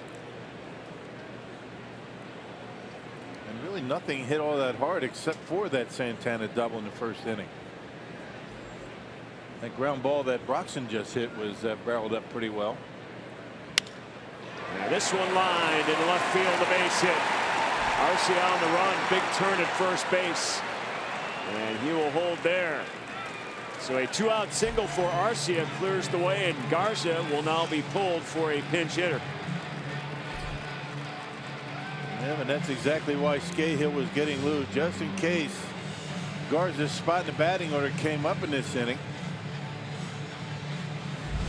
You got 3 left-handers to choose from on the bench. Looks like it's going to be Phillips. And Arcia put a good swing on that pitch. Fastball. And keeps the inning alive.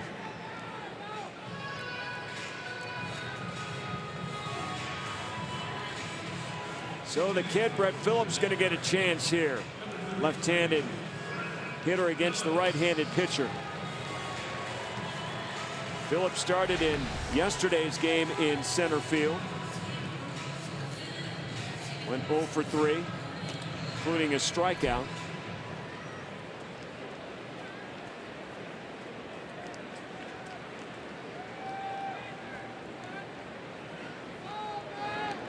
Quick check with the runner Arcia over at first. This is the 8th game for Brett Phillips. He's had 4 starts. He was recalled Friday from AAA. Having a really nice season at Colorado Springs. Yeah, showing big power, driving a lot of runs. See if he can square one up here. 17 home runs in 66 RBIs. You've added 293 in 76 AAA games.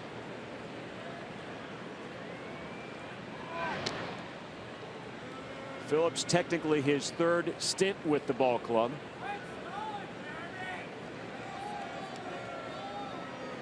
He had 2 in early June that were basically back-to-back.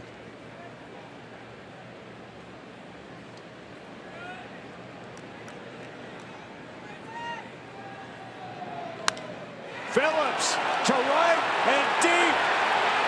And this one is gone for Brett Phillips.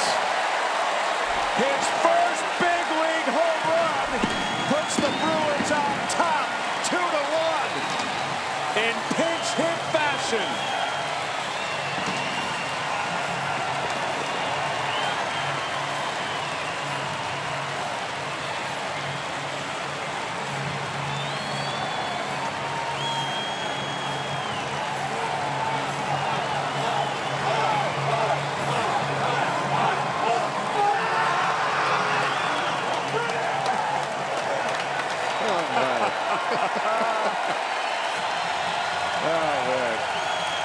Well, the fans here want a curtain call, and there it is. Look at the enthusiasm from Brett Phillips. Wow. Nothing like it. Nothing like it. First big league homer, and a big one at that. Well done.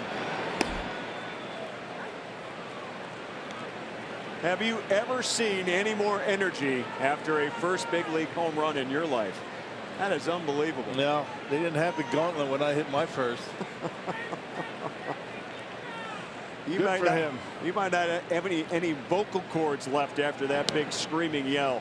Yeah, 2 outs, nobody on. Arcia keeps it going, and Brett Phillips, big fly, got a changeup from Hellickson and knocked it out of here.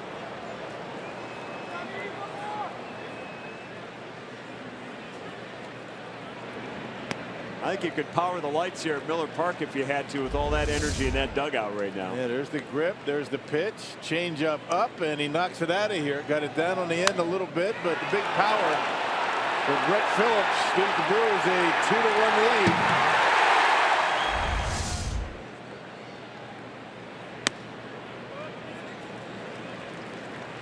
Well, these guys are something, aren't they? They provide a lot of, I guess, as you would say, electricity, right? It is really something to watch, It's isn't it? been fun. There's Yadiel Rivera behind him. These two played together a lot at AAA this season. He knows what he's got there, and there's VR, base hit. Good follow-up there and a big turn at first for VR. So another runner aboard here for Milwaukee with 2 down. All this with 2 down. And bottom of the order getting it done. Arcia, pinch hitter. Now VR at the top. Keeps it alive. Yeah, pitch down and in. He turns on it. Rips it into right. 8-game hitting streak now for VR. By the way, the pinch hit home run by Phillips, the 4th this season by Milwaukee. Their pinch hitters have done An outstanding job. Santana, Aguilar, Arcia, now Phillips.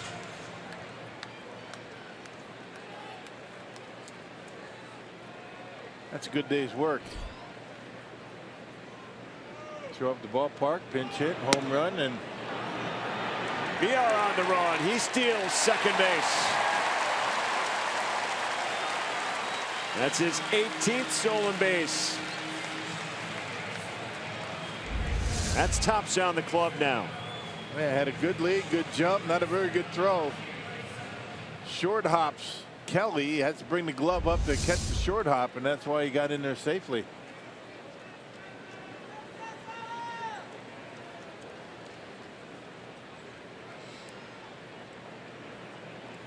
See what Santana can do with a runner out at second base. The Brewers scoring 2 runs so far in this inning with 2 out. Hellickson checks VR back to second.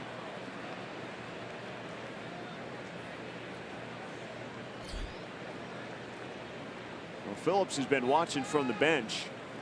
The struggles that the Brewer hitters have had against Hellickson here today. Doing his homework. Paid off with the pinch hit home run. Well, Darnell Coles has a scouting report, you know, for every pitcher that the Phillies have, and I would imagine he went up to Phillips, or Phillips went up to him and said, "What do I look for here?" I said, "Young man, I think you're going to get a changeup at some point in this at bat. He's got a good one. Always prepared."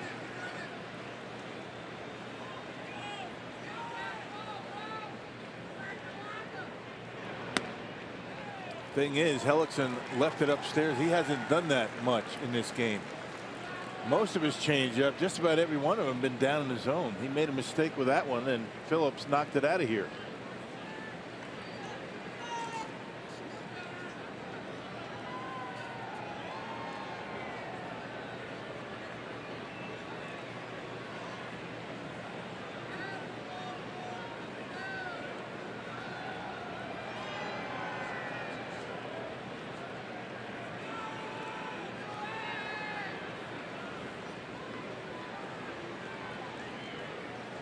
Two balls and no strikes to Santana. Curveball in for strike 1, 2-1.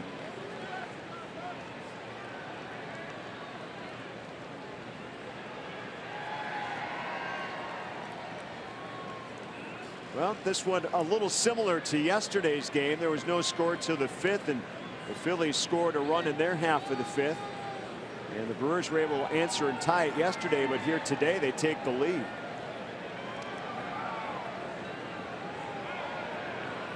And a quick throw, and it's laid on VR.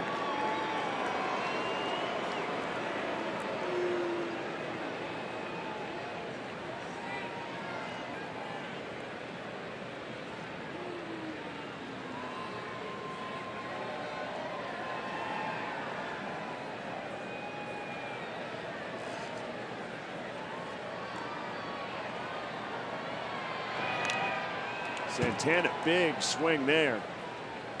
It's hard for these guys to barrel up on those changeups. 2-2 the count. Yep, everything down and away to Santana in this at bat.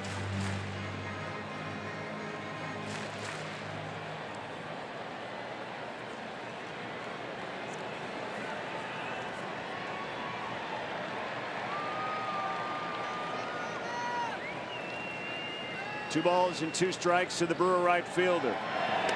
And he strikes out on the inside pitch. But Brett Phillips, his first big league home run, and it was a no-doubter as this one travels all the way out to right field, and that gives the Brewers a 2-1 lead.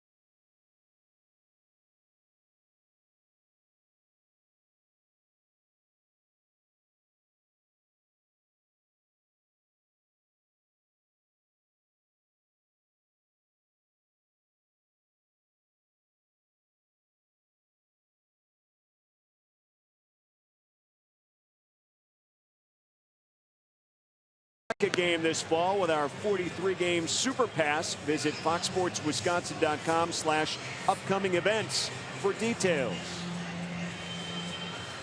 Rob Scahill on the mound for Milwaukee now, as the Brewers work with a 2-1 lead over the Phillies, and appearance number 16 for Scahill out of the bullpen. He hasn't pitched since that makeup game that Thursday, July 6th at Chicago. He finished the game, tossed a 3-up, 3-down ninth inning against the Cubs, had a couple of strikeouts. Overall, pretty good work for Scahill. A .354 earned run average, and appearance number 16 here today.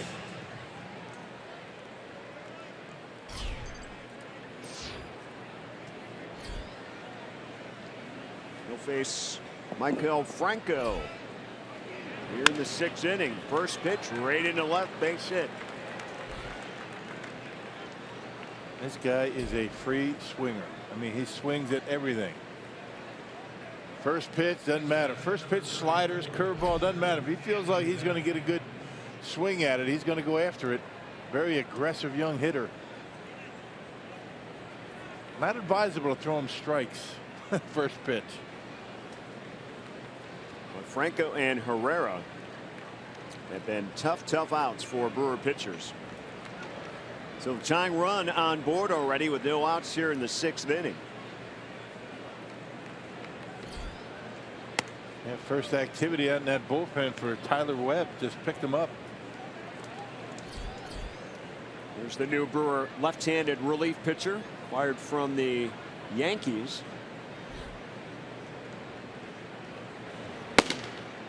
That transaction trade was made on Thursday, and this time going the other way, base hit. Got his ground ball with the shift. He had Arcia up the middle. I think when that ball was first hit, Scahill probably thought it was going to be a double play. But they had, look and see where Arcia is, and look at the reaction for Scahill. Probably thinks it's a double play, but no chance to get there. So 2 aboard and some trouble here for Rob Scahill and the Brewers here in the 6th inning. Tommy Joseph, the first baseman, steps in. Joseph 0 for 2 in this game. Awfully difficult, you know, when you rely on command. I mean, Scahill, not overpowering sinker slider guy, hasn't pitched in 2 weeks. Actually, last pitched on the 6th. That's 10 days.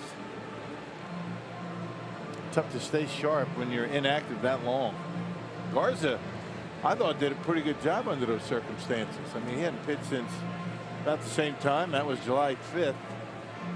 Had pretty good command today. Yeah, he pitched 5 strong innings, just 3 hits allowed and 1 earned run. He did allow 3 walks, but Matt Garza has been and continues to be very solid out on the mound. And he'd probably still be out there had the Brewers not had to go to a pinch hitter. Good thing they did. They got a couple of runs, but he still had a little bit left in the tank. And Tommy Joseph, got to be careful with this guy. 15 home runs, 43 RBIs. And he is becoming a clutch hitter for this Philadelphia Philly team. 6 of his 15 home runs have either tied the game or given the Phillies the lead. And 5 of his last 6 hits alone have been for extra base hits.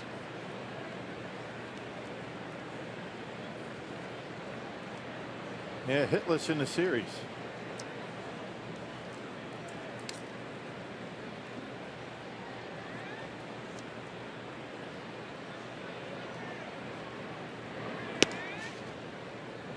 Count evens at 1-1.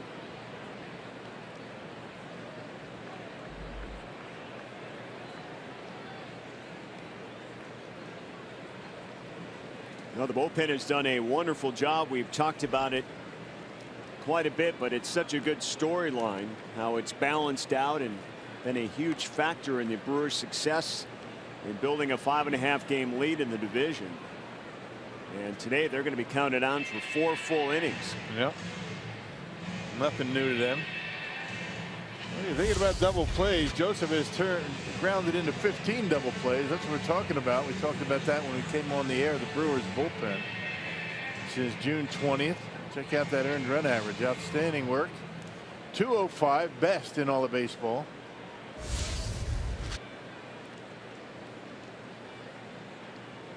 Scahill, a ball and a strike against Joseph. Spoils one. Yeah, Joseph has grounded into 15 double plays. Franco, 17 double plays he's grounded into. Scahill needs one now.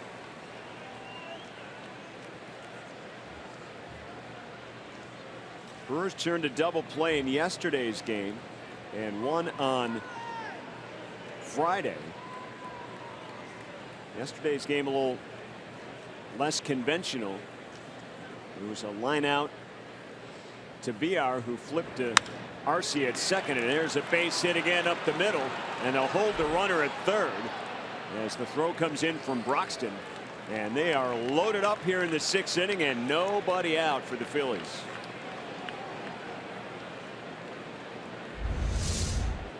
They tried to come inside on him, and Joseph, real good job pulling the hands in and barreling it up into center field. And with nobody out, Samuel not going to take any chances. And here comes Craig Counsell, and he will make the pitching change and ask for the lefty Tyler Webb. So he's going to make his Brewer debut when he steps up next. Scahill, tough outing for him. All 3 batters reach on singles, and we are loaded up here in the 6th inning. We'll step aside and set the stage for Tyler Webb.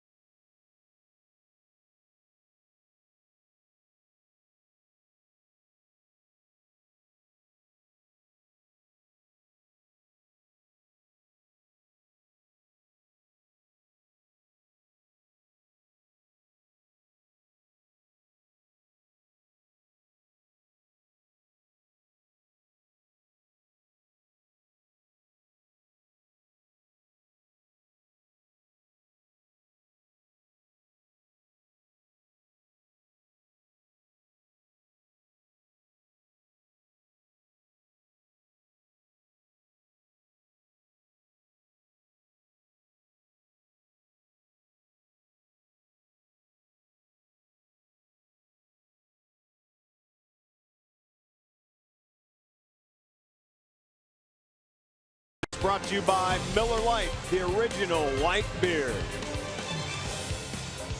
Brett Phillips, his first major league home run, celebrating with Orlando Arcia and getting a curtain call here from the crowd at Miller Park. What an afternoon for him. Got his first major league home run as a pinch hitter. That gave the Brewers a 2-1 lead in the bottom of the 5th and top of the 6th here now. They're in a jam. The bases are loaded, nobody out, and Tyler Webb makes his Brewer debut, just acquired from the Yankees on Thursday. Yeah, you can't come into a worse spot. I mean, to make your debut with a new team, I mean, bases loaded, nobody out. They picked him up in exchange for minor league prospect Garrett Cooper, who was having a real good year down in the minor leagues. Last pitched on Sunday against the Brewers, retired the only batter that he faced at Yankee Stadium. Big situation. Another lefty out of the bullpen, though, for Craig Counsell. Let's see how he does. First pitch, hammered into center field. Broxton going back, looks up, and this one is gone. A grand slam for Nick Williams on the first pitch. And the Phillies get the lead back, spoiling the debut of Tyler Webb.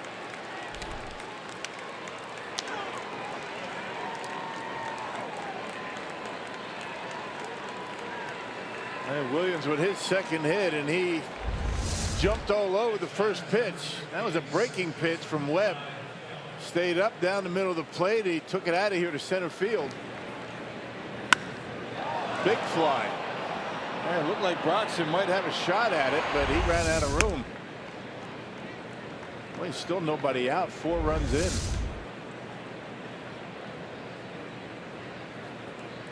Wow, what a turn of events here at Miller Park after Brett Phillips electrifies the crowd and his dugout.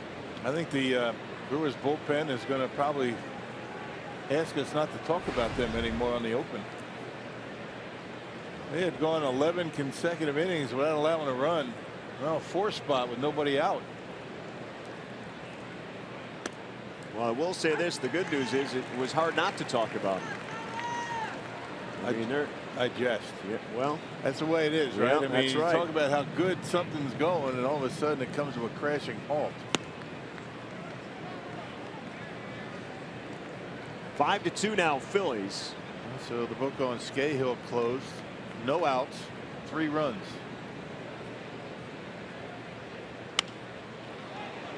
And this one in the left field, a base hit.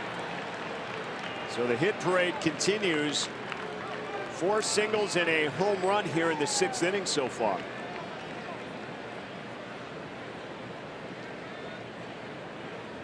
Cameron Perkins will be the pinch hitter at Jeremy Hellickson's spot, who now stands to gain a win out of this one. There's that fastball up and in, and Kelly, the switch hitter, able to go on top of it and line it into left field. Webb not overpowering. I mean, he does have a decent fastball, but not one of those upper 90s guys. And it has a slider to go with it.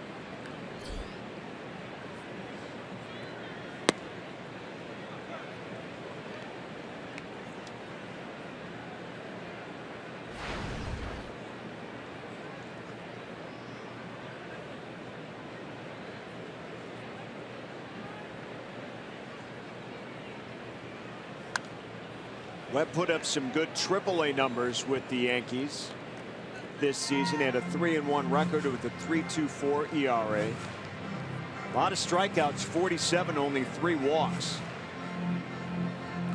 And he was a Rule 5 pick by the Pirates during the offseason. Spent spring training with them and then was returned to the Yankees on April 1st. And gives up another base hit here. Still nobody out as Perkins, the pinch hitter, comes through with another single. Well, this is a tough frame to say the least for the Brewer bullpen here in the 6th inning. 6 consecutive hits. That's hard to do. I mean, you figure at some point somebody's going to hit one at somebody. Everything has found a hole. They've hit it pretty hard. And they have the home run in between all those singles. 5 singles and a grand slam.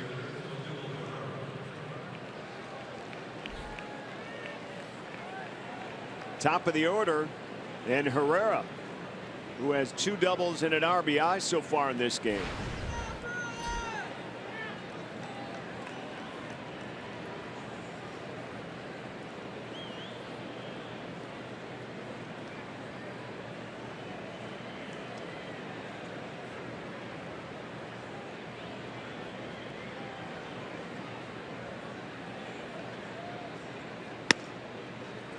There's a strike from Webb. First pitch strike.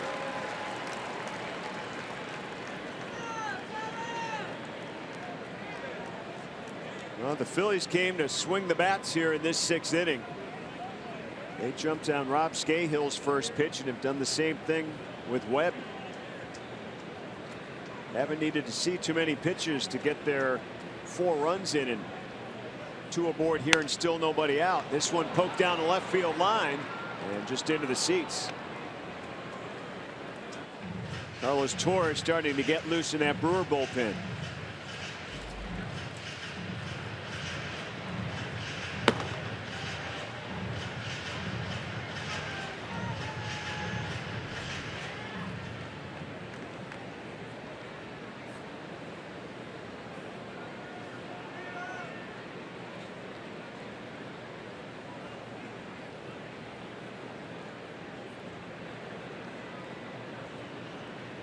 Ahead 2 strikes. He needs an out. Let's see if he can get it. 1-2. And watching Webb, and when we saw him in New York, he made 2 appearances, faced 3 batters. That was against the Brewers, and talking about low 90s fastball, pretty straight, doesn't have much movement on the heater. And basically what we've seen from him today been fastball slider.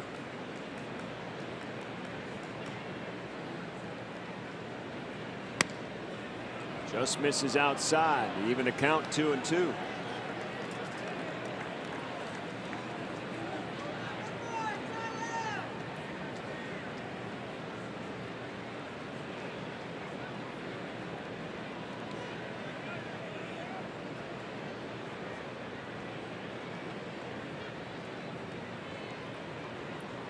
Tyler Webb making his Brewer debut. It's been a tough one here this inning. Finally gets it out. Strike 3, swinging on Herrera. And it took 7 hitters for the Brewers to get their first out. They had a little cut on that last fastball. Check it out. You can see the way it comes out of the hand. Pretty much of a 4-seamer. Going away a little bit from Herrera and gets his strikeout. 91 miles an hour. Webb went to college at South Carolina. Drafted by the Yankees in the 10th round back in 2013. Grew up and went to high school in Eastville, Virginia.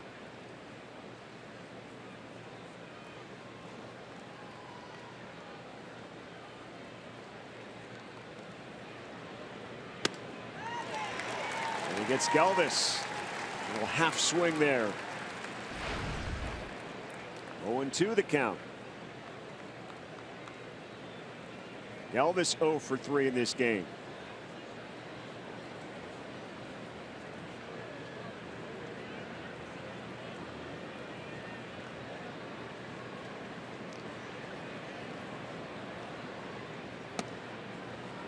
Yeah, Freddie Galvis 1 for 10. You saw the graphic up there. The hit came his first at bat in the series. First at bat, first inning on Friday.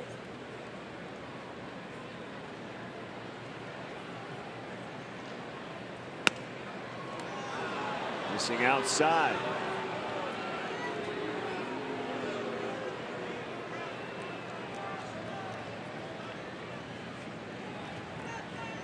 And the Brewers gave up Garrett Cooper, who is having an outstanding offensive season at AAA, but about to hit age 27, hadn't been to the majors yet. Thought this was a good trade. The Yankees put him in at first base right away on Friday night. And no room at first base here in Milwaukee. No. Not for a while anyway. Thames signed to the 3-year contract during the offseason, and Jesus Aguilar is under control for many more years and is proving offensively that he's going to stay in a Brewer uniform. Gets the start today over at first.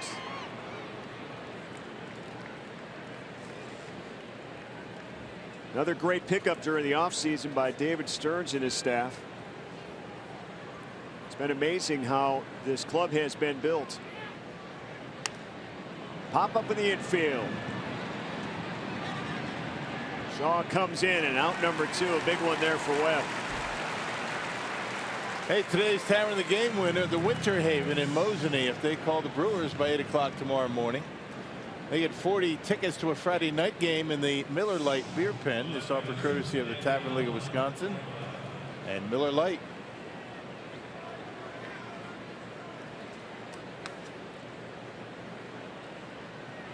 All right, Daniel Navas steps in, the 9th batter here in the 6th inning, so the Phillies have batted around. The first 6 reached safely.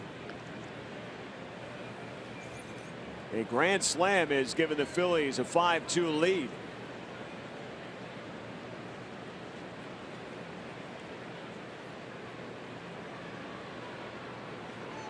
Get this final out here, and there's still plenty of time left as Milwaukee still at least 12 outs to go to try to get the lead back here and try to pull out a sweep against Philadelphia. Big road trip ahead.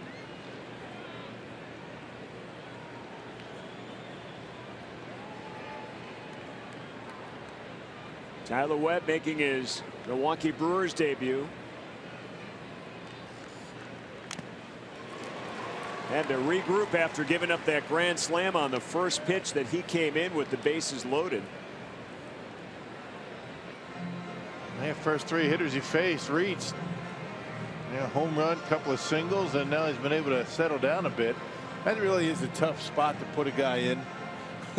First appearance, you know, guy hasn't been in the big leagues that long. He made his major league debut in June, end of June.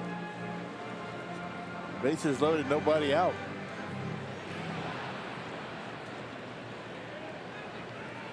Six big league innings under his belt before he came in here with the Yankees organization.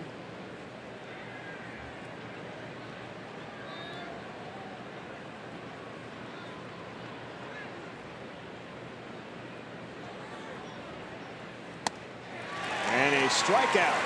Nava to end it. And the Phillies get their runs, take the lead 5-2. Now the Brewers coming to bat.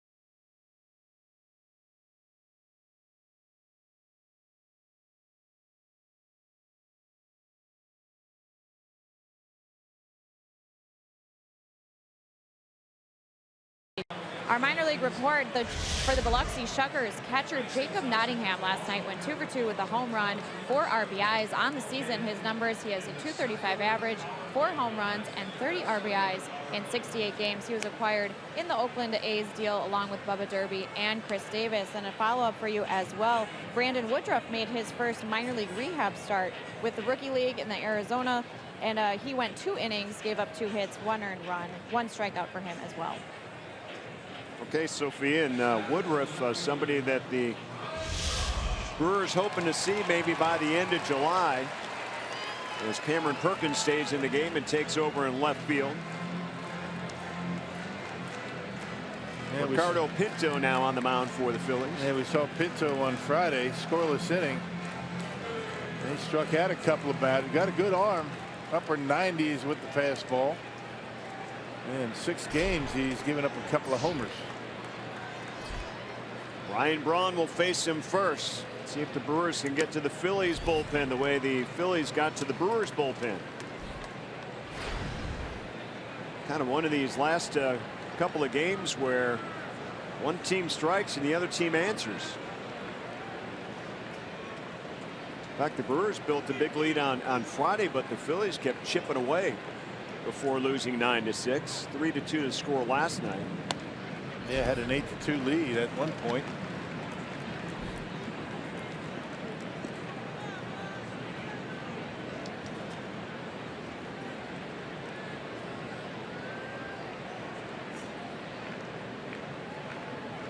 Braun reached down a fielder's choice, has a stolen base and a walk so far in this game.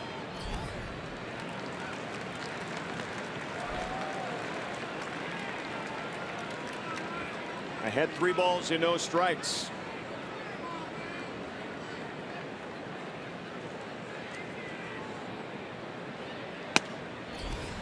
There's one on the outside corner. Fastball from Pinto.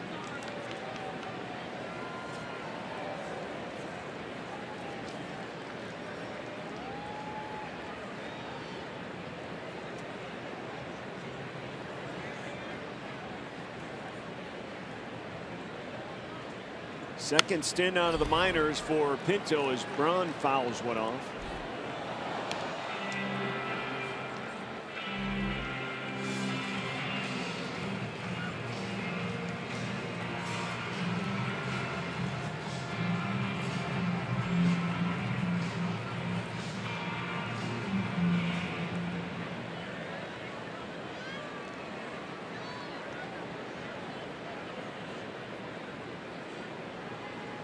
Three-two pitch on the way to Braun. Off swing into right field, has some carry. But Williams makes the catch for the first out. Hey, the first 10,000 fans 21 and older at Miller Park for the Brewers game against the Twins on Thursday, August 10th. We'll get a Brewers cooler backpack presented by Miller Lite. It's perfect for keeping your 12-pack full when you head out this summer. For tickets and details, go to brewers.com. All right, Travis Shaw steps in with 1 out here in the 6th inning. 0 for 2.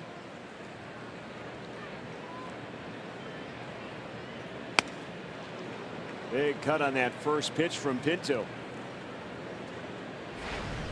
And Travis spent a couple of at-bats trying to wait back on that Hellickson off-speed stuff. Now he's got it dialed up a little bit.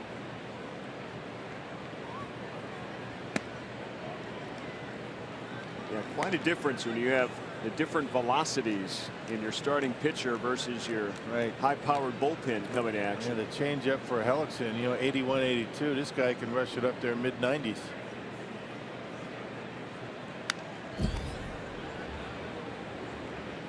Shaw down a ball and 2 strikes. Well, he was the offensive hero yesterday. Let's see if he can get a rally going. The Brewers scoring their 2 runs back in the 5th inning with 2 outs. In case you're joining us, it was Brett Phillips with his first big league home run in pinch hit fashion to give Milwaukee what turned out to be a short-lived lead as the Phillies came back with 4 in their half of the 6th.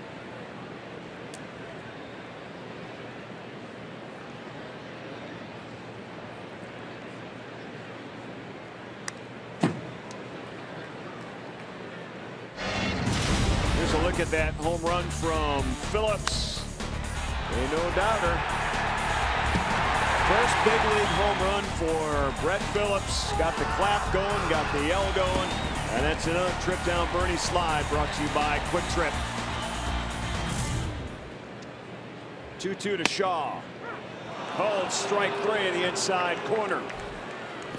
And Shaw again does not like that call, as he was called out on strikes back in the 4th. Yeah, that one a little better pitch than the one he got rung up on his last time up. Last time up was a pitch away. This one pretty close down and in. That is a tough pitch to take with 2 strikes. And Todd Tishner rings it up.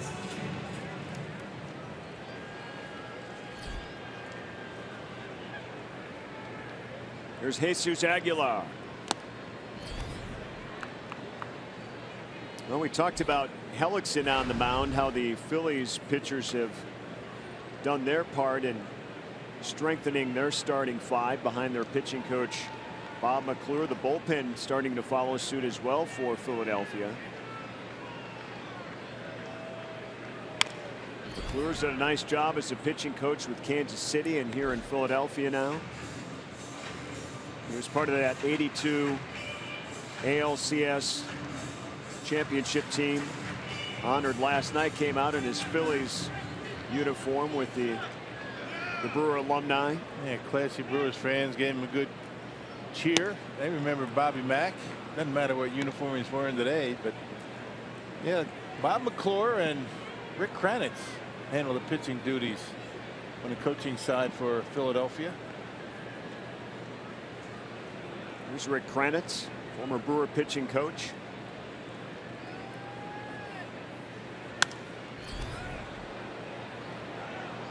Bob McClure's wife is from St. Louis, and apparently he gets pretty good jabbing every time they get together. Maybe not every time, but has over the years, and still to this day apparently after the Brewers lost to the Cardinals. You think that's getting old for him after 35 years? He takes it well. There go the Blue Angels. They're part of the air show here on the lakefront in Milwaukee, taking a sneak peek inside Miller Park. I want to just take out what the score of the game was. Wonder what you have to slow down to catch the score. Yeah, Mach 2 maybe. I tell you, those things are something else. They are something. Would you ever want to go up in one of those? We were just talking about that. Corey Knebel did. He took a ride on Friday, I think it was. I'm not sure I could handle that. No. Aguilar pops up, shallow right for the final out. The Brewers go 1-2-3 here in the 6th. Phillies come to bat. Top of the 7th we go.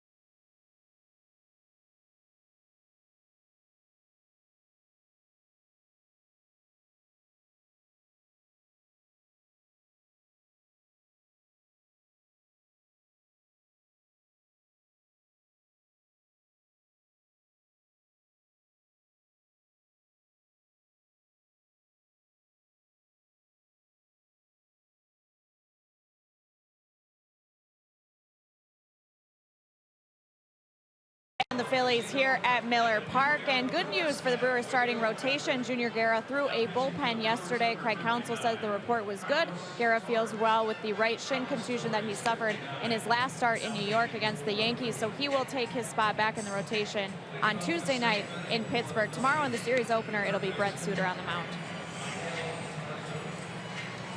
Okay, Sophia, and you take a look at that Brewer dugout. Eric Thames now comes in at first base for Milwaukee, and Carlos Torres takes over on the mound, appearance number 45.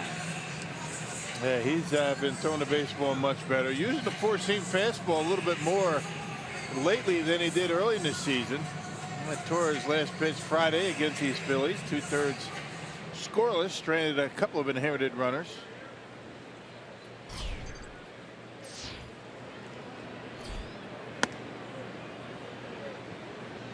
And Michael Franco leads off the 7th inning against Torres. Takes a ball for the first pitch here from Torres.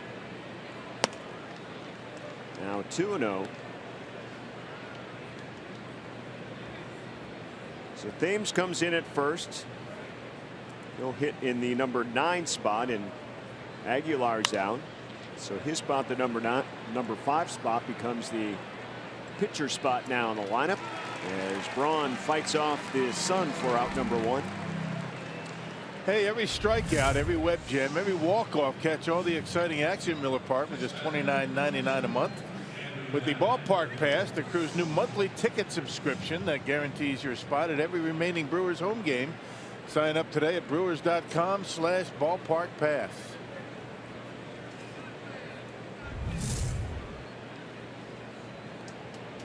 Well, the Phillies batted around back in the 6th inning, so it's Franco and now Andrew Knapp, kind of the same way they went last inning. Much quieter start here with the veteran Torres out on the mound, but there's a single ripped into center for a base hit. So last 2 innings, the Phillies seeing some good pitches and making contact.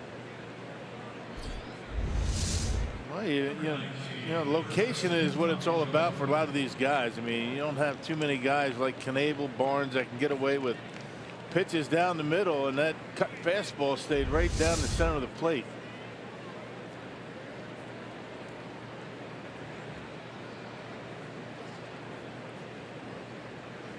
Here's Tommy Joseph.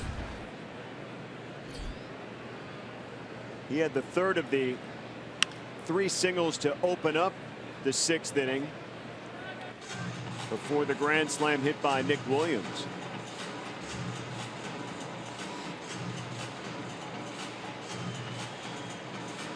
Well, Rocco, was good to see Harvey Keene's widow Audrey here and yesterday, and his son Harvey Jr. and Robin, his daughter, and hearing a lot of the former players talk about their manager from that '82 team, Harvey Keene. He died when he was only 57 years old, had a lot of health issues before that, even while managing and coaching.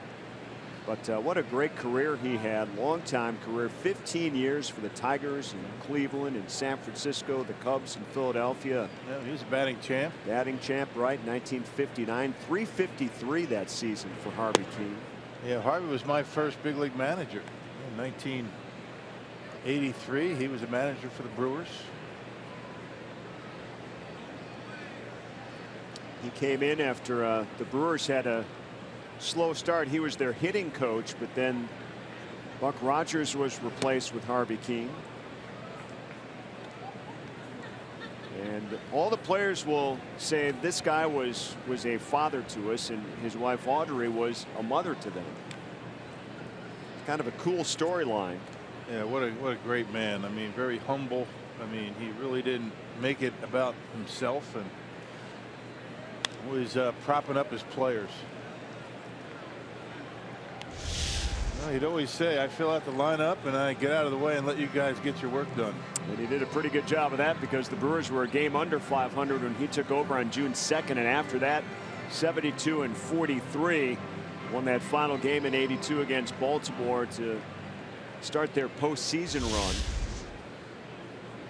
Harvey from West Dallas was a Wisconsin Badger, first Badger All-American in baseball. So 1-out walk, 2 runners aboard now for Philadelphia. Interesting. I kind of look at the storyline of, you know, when Harvey Keene took over as manager.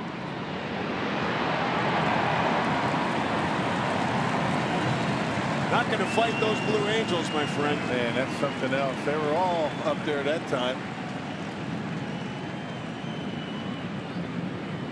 Anyway, with Harvey Keene being the state native, and same with Craig Counsell now, trying to kind of do the same thing, you know, 35 years later, get this club back on track.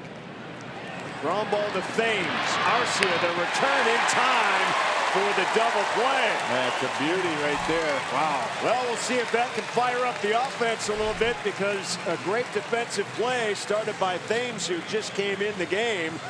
And that's how the top of the 7th will close out. We head to the 7th inning stretch now, and God bless America here at Miller Park. Ladies and gentlemen, please stand for God Bless America, led by Bob Kozlowski from the Brewers Guest Services. God bless America, land that I love. Stand beside her and guide her through the night with the light from above. From the mountains to the prairies to the oceans white with foam. God bless America, my home, sweet home. God America, my home, sweet home.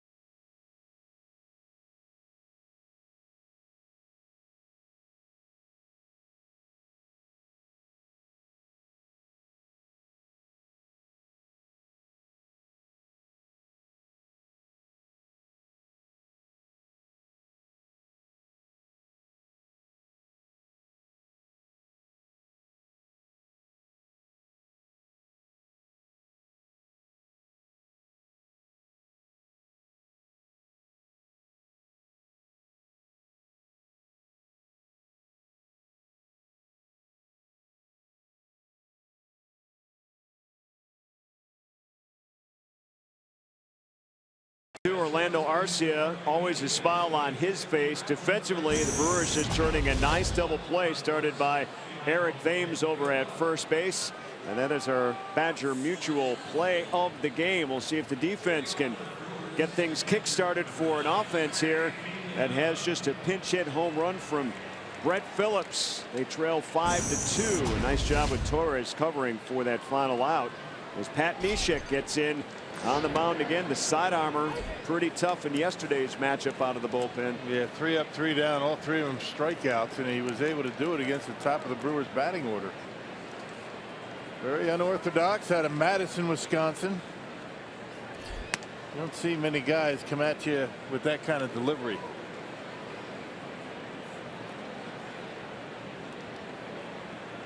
Well, he was an all-star this season. His second trip to the All-Star game went in 2014 with St. Louis. And he mowed through the 3 batters he faced in yesterday's game. It's all about the delivery. I mean, you don't see anybody ever come at you like he does. And you throw that same stuff with a conventional delivery, it's not going to be nearly as effective.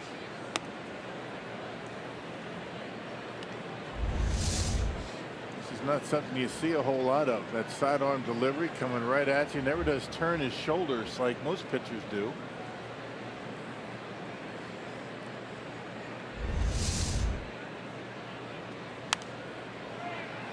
Always on the defensive. I mean, you see a guy like this. I mean, you know, 1 inning is basically it. He might give you maybe an inning and 2/3, but 1 time through the batting order is all.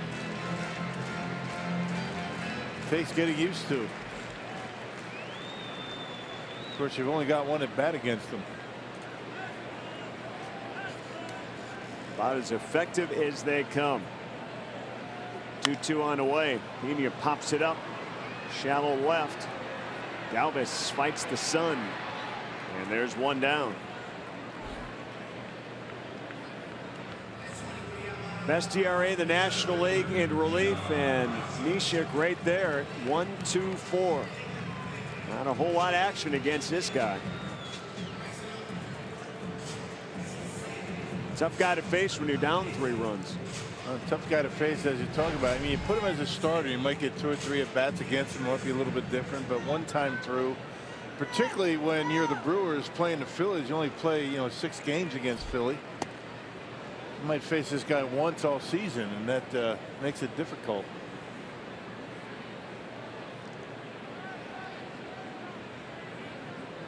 Neshek will turn 37 on September 4th. Keon Broxton falls behind. He got Pete Vukovic's autograph yesterday and tweeted out the picture, and I was trying to draw a little bit of a correlation. At 35 years ago, he was 1 or 2 years old. He doesn't throw like Pete Vukovic. He got the autograph. Not much you can hang your hat on as far as similarities. No. I think the only similarity is, you know, Vuki was very deceptive as well in a different way. He didn't throw hard, Vuk. Especially when he was with the Brewers. Early in his career, he did. Soft grounder taken over at first by Joseph. 2 down.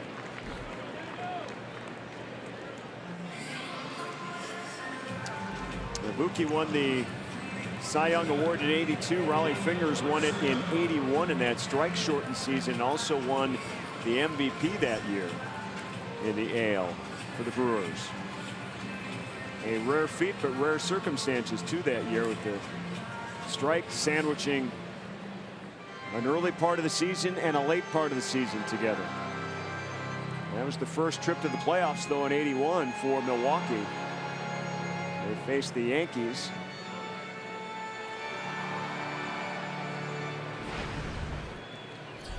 Here's Orlando Arcia.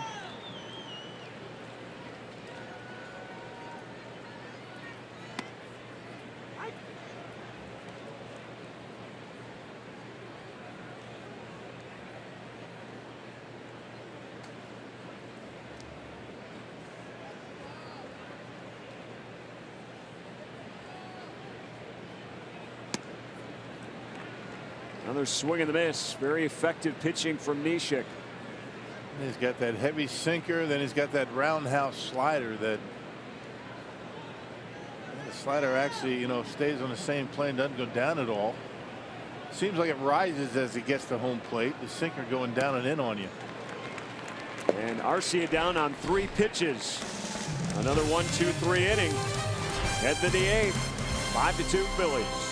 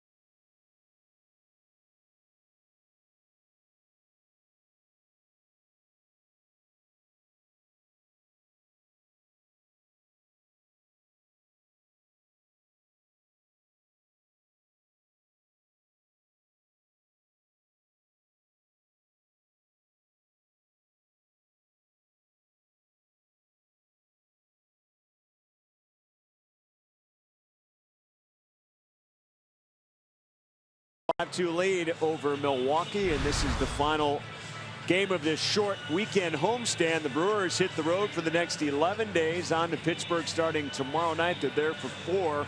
Then they'll play these Phillies in Philadelphia next weekend, a day off in Washington, D.C. Monday.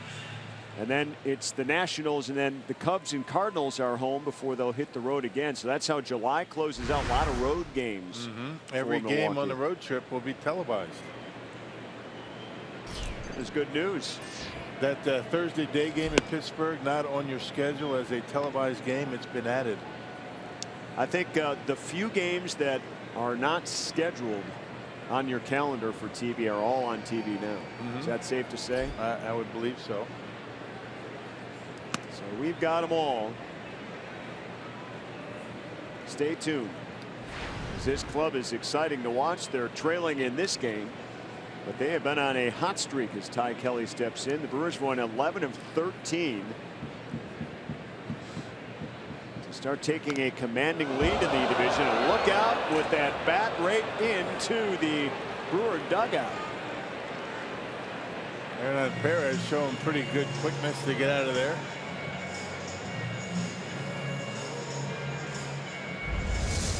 Look at where this thing travels.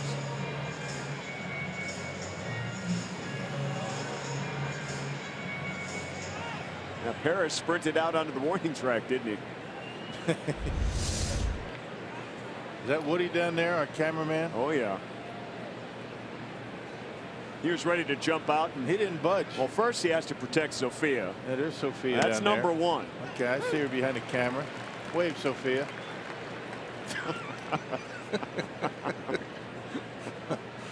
How close did it come? It was pretty close. It was within a couple of feet. Called strike three. Strikeout for Torres as he gets Kelly.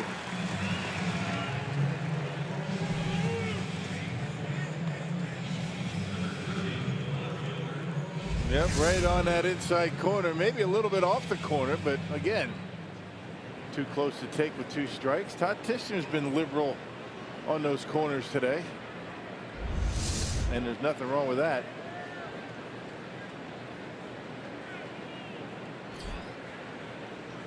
There's Cameron Perkins. He came in as a pinch hitter in the 6th inning and had a single in that big 4-run inning for the Phillies. And stayed in the game to play left.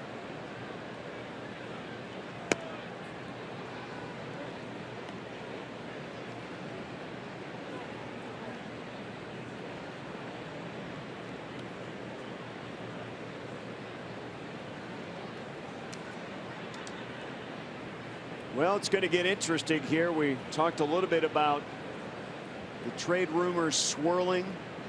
What's real, what's not, who's available, how much do you have to give up to acquire talent right now, how much do you want to give up to acquire talent right now. Those are all the questions that face the Brewer organization as they have this lead in the division. That was a little bit unexpected, to say the least, but they're rolling very nicely for the most part and have a great core together. And it's one thing that on the field what they've been able to do, Rock, is avoid losing streaks. Right. And that's because their pitching has been so solid as of late. Pitching will keep you in games. It'll eliminate, especially good starting pitching, eliminate long losing streaks. Now you think about acquisitions. I mean, think about when Chase Anderson comes back. I mean, he was one of the best in the league, you know, before he got hurt. So assuming he comes back in the next month or so, you could consider that a pretty good pickup down the stretch. Sophia reported that Brandon Woodruff is starting his rehab assignment to try to get back to the bigs where his injury happened on the day he was supposed to make his first start a few weeks ago. Hey, feel bad for him. Yeah. You can only imagine how bad he must feel about that whole thing. A little bit too worked up, getting ready for that start, that doubleheader of the first game in St. Louis, stretching of all times, hurting his hamstring, not able to make the start, and who knows, we might not see him again this year. Herrera now bats with 2 down against Torres. And Brent Suter's done a fabulous job in the 2 starts since Anderson's gone down. Junior Guerra might be the wild card, trying to keep him healthy and get him back close to what he was a year ago. Because even when he has been healthy, we haven't seen big glimpses of that just yet. Right. Man, that consistency. He was so good last year. He set the bar so high. It's that for a guy that hadn't been pitching all that long, it's tough to back something like that up. You're not going to surprise anybody when you're facing Guerra. I mean, the league is onto him, and they know that they better bear down, you know, when he's out there in the mound. So he's going to get the start on Tuesday. Arcia coming a long way, and Shaw picks it off first. And a 1-2-3 inning for Torres here in the 8th. Brewers coming to bat down 3.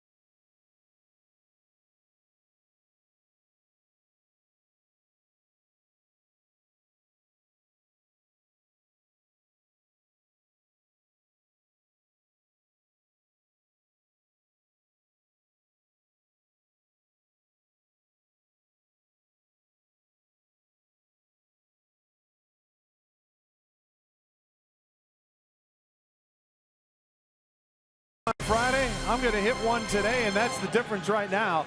Phillies lead the Brewers 5-2 going to the bottom of the 8th with Davey Nelson. I'm Jeff Grayson getting you ready for Brewers Live presented by Ascension.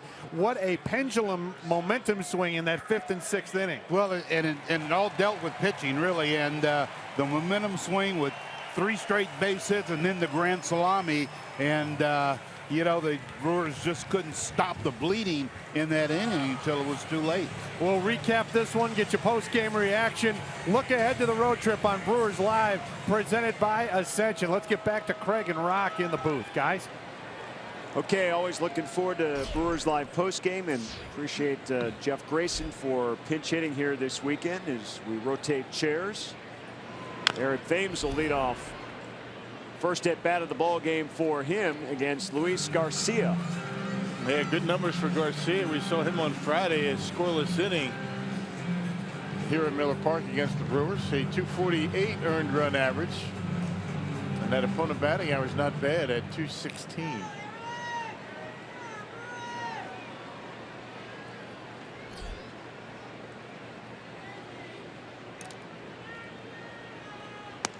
Well, the Brewers need some base runners. They trail by 3. Thames on the season at 249, but he has done a nice job of getting on base, throwing the walk. Had a couple of doubles in yesterday's game as well. Drove in a run. And this time he is down on the strikeout. So 1 down here in the 8th inning. Coming in throwing strikes. You can see the split-fingered fastball from Garcia. Now down in the dirt with 2 strikes.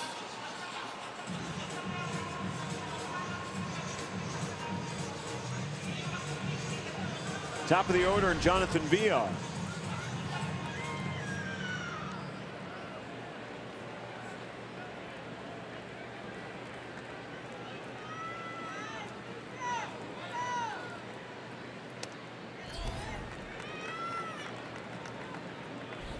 Villar on the afternoon, 1 for 3. Had a single and a stolen base his last trip in the 5th inning.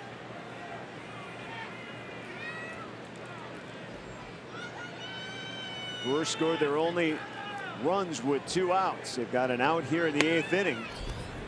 Never too late to get something going. They're still within striking range, down by just those 3 runs.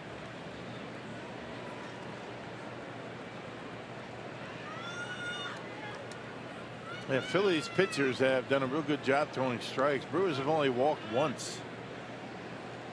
Making the Brewers hit their way on. Brewers have had a difficult time getting hits today, only 4.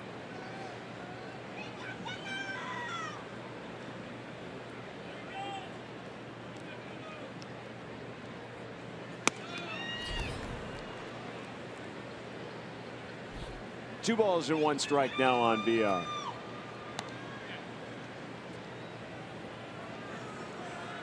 Well, the Brewers generally win games when they hit home runs. They've got 1 that's produced both of their runs, but just 2 on the board here. They've had a hard time, as you mentioned, Rock, just getting base runners on, getting something going. And that slower pace and rhythm from Jeremy Hellickson maybe stymied that offense a little bit here today. It was on a roll. Well, the Philly pitching staff has been pretty good. You take away the 1 inning. That was on Friday. What, the 8-run inning, the 2nd inning? I mean, other than that, I mean, the Phillies have done a good job against this offense in this series. Yeah, that's a good point. Those 8 runs all coming in that 2nd inning. And you can only tack on 6 more after that over the rest of the 3 games. It's a credit to this guy, Bob McClure.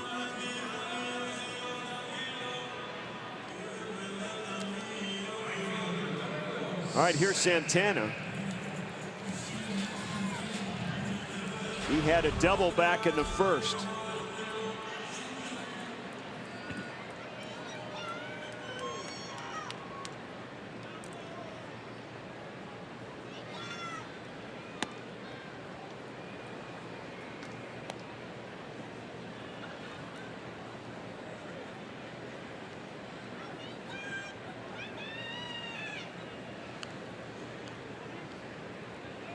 Garcia, the third reliever used for the Phillies here this afternoon. The Brewers have also used 3.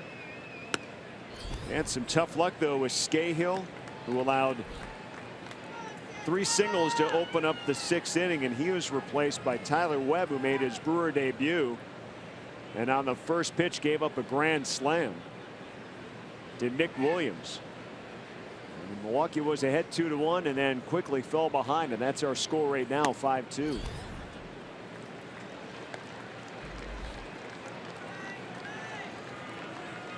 Three 3-0 the count now on Santana.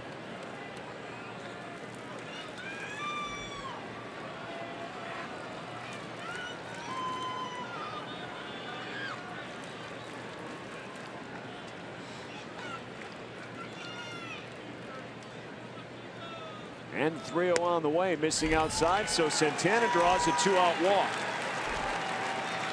And that'll bring up Ryan Braun.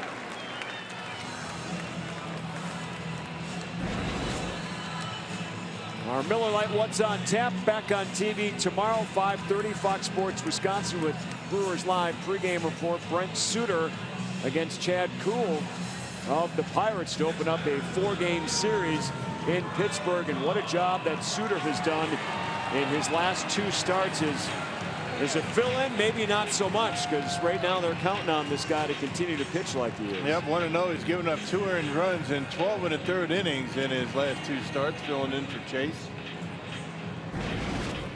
And we'll see how he will fare against these Pirates tomorrow. 4-game series in Pittsburgh.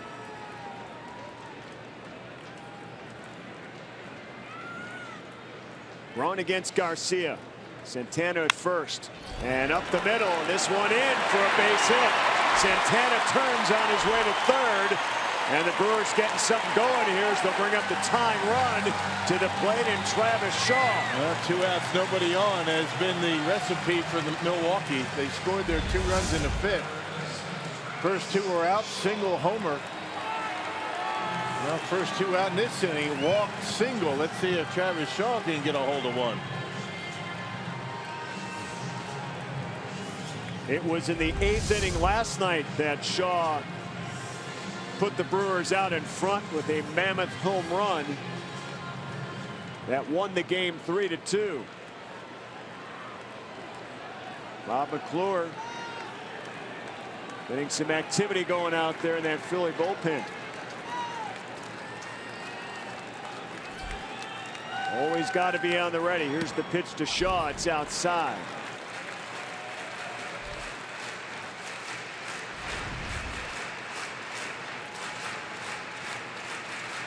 All of a sudden falling behind in the count, which makes that split-fingered fastball not nearly as effective.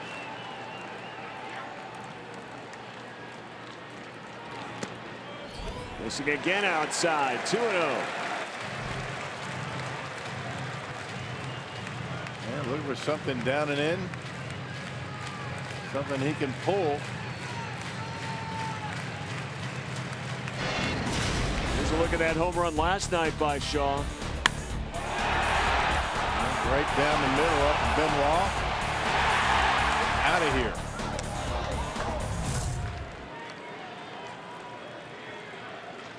Here's the 2-0. Inside, gets away, and Braun on his way to second base on the wild pitch, second and third. That ball hit the umpire. That's why Santana wasn't able to score.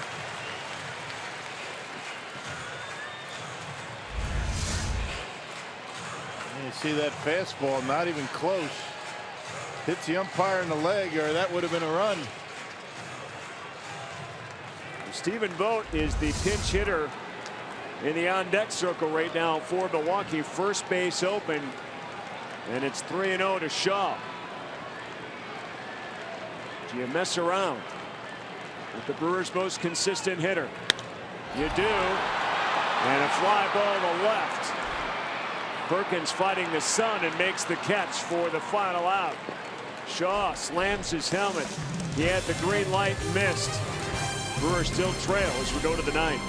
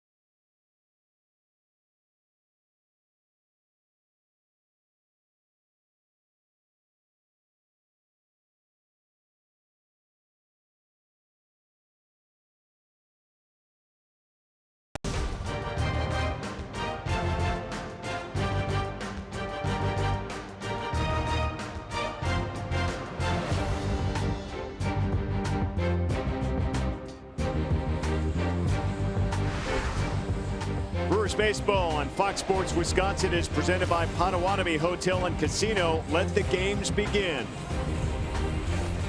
Blue skies over Miller Park here this afternoon.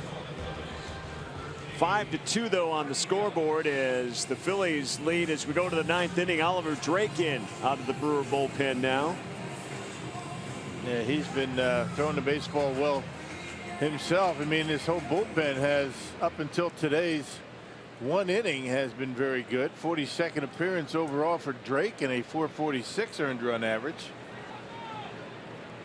Yeah, Drake pitched last night. Only retired the only batter that he faced.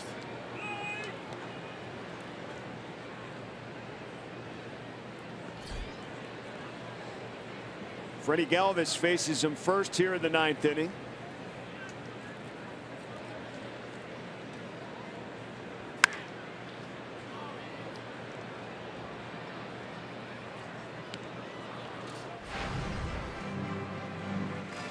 Well, we mentioned with Jeff Grayson here and hosting the shows, and I'm up here with you this weekend. Matt LePay gone.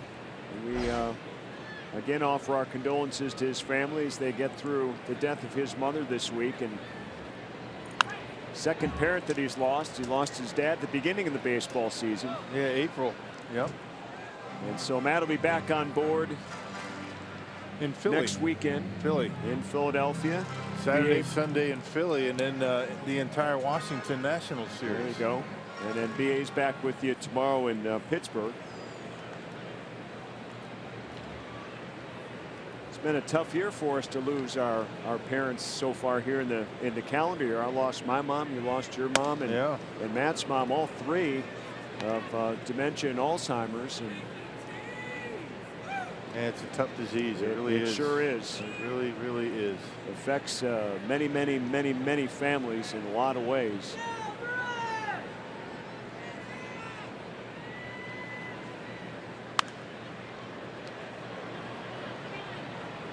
You can always go to your local Alzheimer's Association if you need any help, any advice.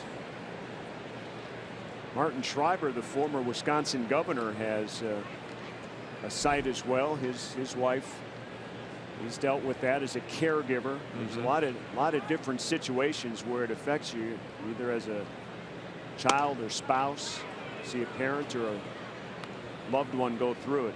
Those memory care facilities, I mean, they do fabulous work. They really do. Yeah, Martin Schreiber, a big advocate for the Alzheimer's Association.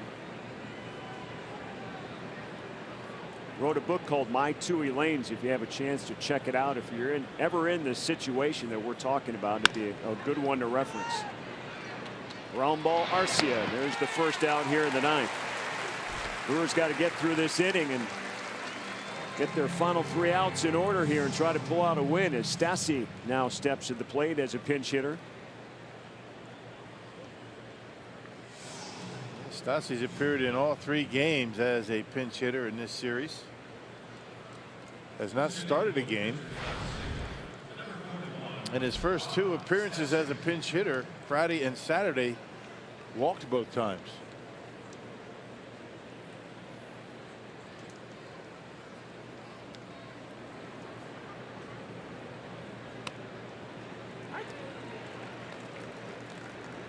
First pitch, a strike from Drake.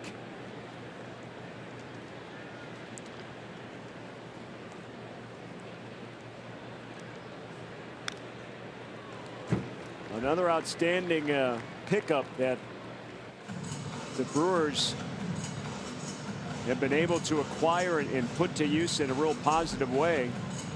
And Oliver Drake came over from Baltimore's organization.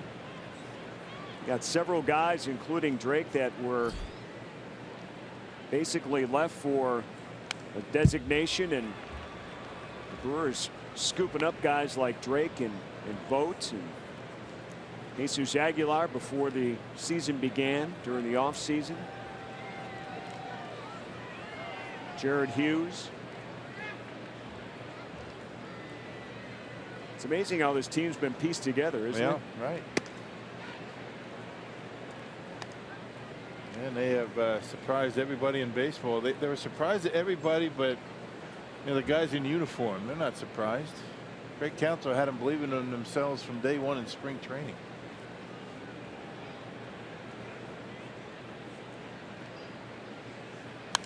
It is a group of prospects and second chancers, right? That's right. Guys getting a new lease on life that have been around for a little while. And Eric Thames is second chancer. Had three great years in Korea.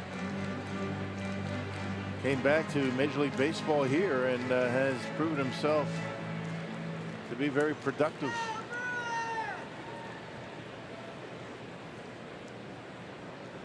You can go all the way back to last year too, with Jonathan Villar kind of being the odd man out in that Houston Astros infield, and he was available to be picked up. Travis Shaw probably feels the same way with Boston. He ended up in a platoon after starting the year last year, and then they thought he was better off someplace else, and that someplace else is here in Milwaukee. Now they're scrambling there, aren't they? Yes, they are. They released Sandoval. They don't have a third baseman that they're comfortable with. They wish they had Shaw back. They can't have him. He'll be wearing that uniform for a long time, the one he's got on right now. At least the colors. The Brewers seem to change uniforms a lot from series to series. Every team does. Wearing those days. throwbacks from '82 here in this series. Yep.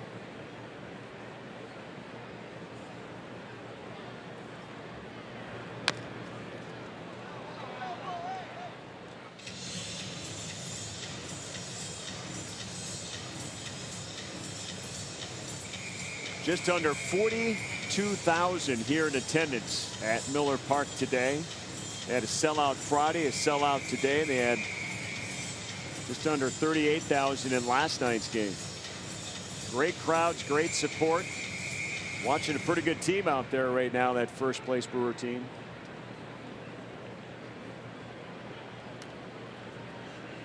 A lot of them still here. They want to go home with a sweep. Brewers got a lot of work to do, though, down 3 runs. There's called strike 3. Drake doing his part. 2 down here in the 9th. Well, one thing that I think Brewer fans have learned is you don't turn off the television, you don't leave the ballpark, because you never know what you're going to see. These guys have a unique ability to come back, jump off the mat, never leave early.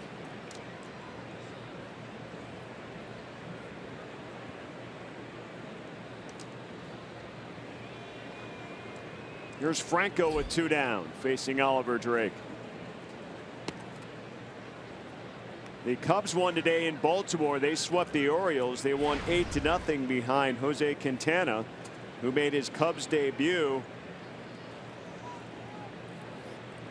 in big-time fashion. 7 innings of shutout baseball with 12 strikeouts. Yeah. And he got runs to work with. Something he didn't have with the White Sox.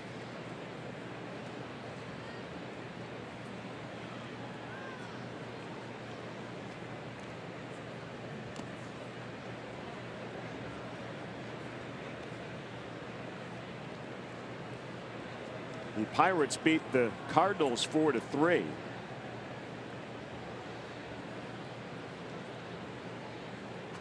It's a tight race in the Central for the 2, 3, and 4 spots right now between the Cubs, Cardinals, and Pirates.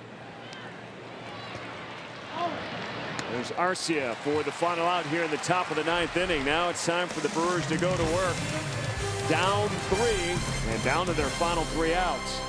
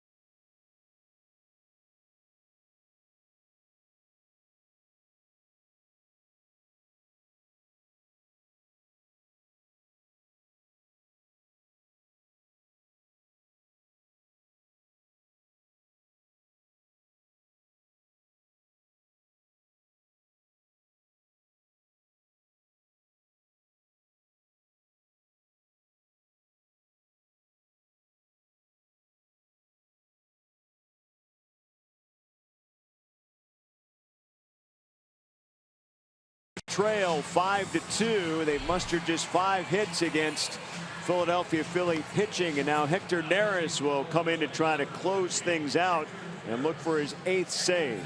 You see, he's got to live it up to 5 home runs, but he does have big strikeout numbers, and you know that walk to strikeout ratio pretty good, nearly 4-1 for him. 42 punch outs, 38 in the 3rd innings, 7 for 10 in save opportunities, so he has blown 3 in game number 40. And first batter up, the pitcher spot. So Hernan Perez will come in to lead things off here in the 9th inning. And he had a big home run in yesterday's game, the 25th round tripper of his career.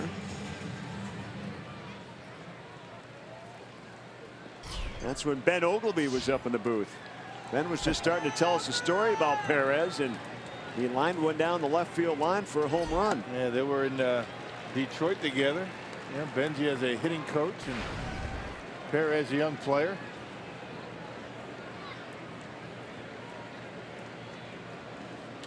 It was good catching up with Ben Ogleby and Robin Yount, Raleigh Fingers, Bud Selig up here.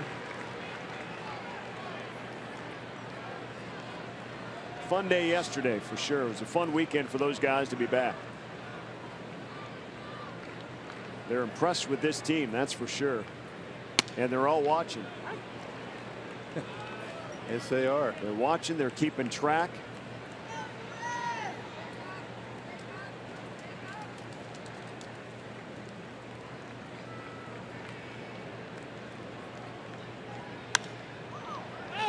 Fly ball to right field. Shallow. Tough play out there that falls in fair. And Perez will stay at first.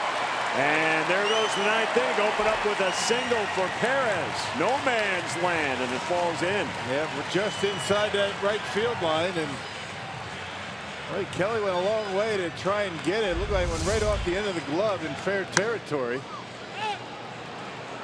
And Perez thought about going to second base, but down by 3 runs, you do not want to get caught trying to stretch it. Not in this situation. That'll be a single for Hernan Perez.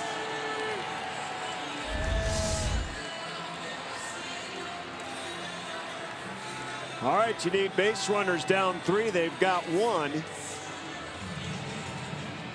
Tying run now in the on-deck circle. Manny Pena bats. First delivery from Neris misses low and away.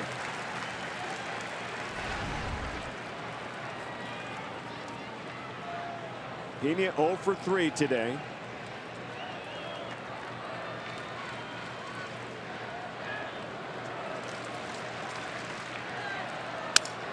And this one into left field, and it's going to fall. The first 2 reach here in the 9th inning, and the tying run's going to come to the plate. And nothing hit real hard, right? A pop-up that was perfectly placed, a jam shot in the short left. Yeah, that fastball in on the hands of Pena, but he's able to get enough of it, muscle it out to left field. Tying run comes up. It's situations like this that can shake your confidence when you're on that Philadelphia Phillies side, having lost 60 games already this season. When you say, here we go again. Yeah. Stephen Vogt comes in as a pinch hitter for Keon Broxton. He'll bat from the left side of the plate. Look what he's done since coming over to the Brewers. 280, 4 home runs. First pitch, missing inside, ball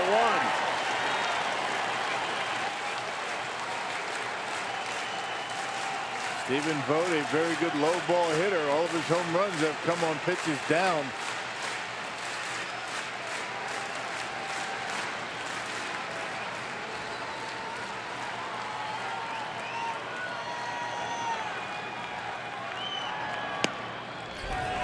To Vogt. Vogt's 4th appearance as a pinch hitter for Milwaukee. 0 for 3 coming up to the plate now. He did have a pinch hit in 6 trips with the A's. Right down the middle, strike 1. They wanted to take a strike. Take a look at a pitch from Neris that was in the strike zone. Now he's ready.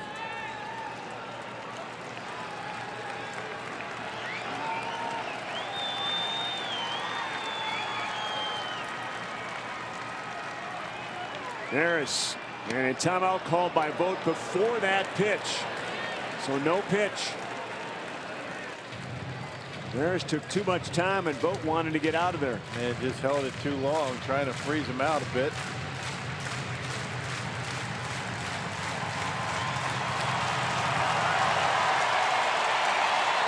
Crowd getting loud here at Miller Park. 2 aboard, nobody out. Big swing and a miss. And that's that pitch up.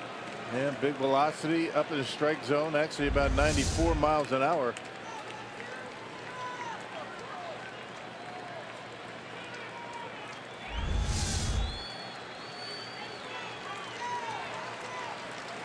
Vogt in his 11th game since the Brewers acquired him. And he strikes out. There's the first out here in the 9th inning. That'll bring up the shortstop, Orlando Arcia. Perez at second, Manny Pena over at first base, 1 down. Arcia 1 for 3 in this game. Single back in the 5th inning and scored ahead of the Brett Phillips home run. That's been the only scoring for the Brewers so far in this game. First pitch hits the outside corner for a strike.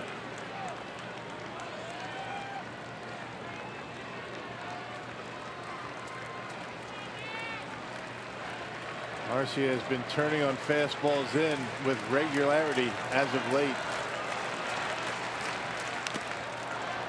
Took a little off. 0-2 now on Arcia.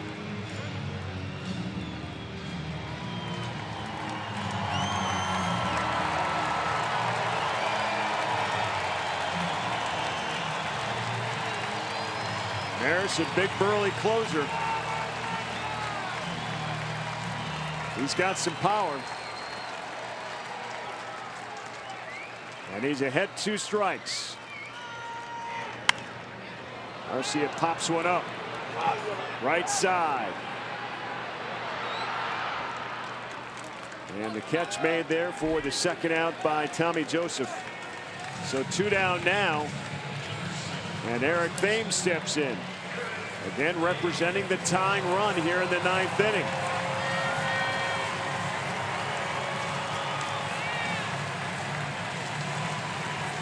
Thames bats for the 2nd time here in this game. He did not start. Took over at first base in the 7th inning, struck out in the 8th.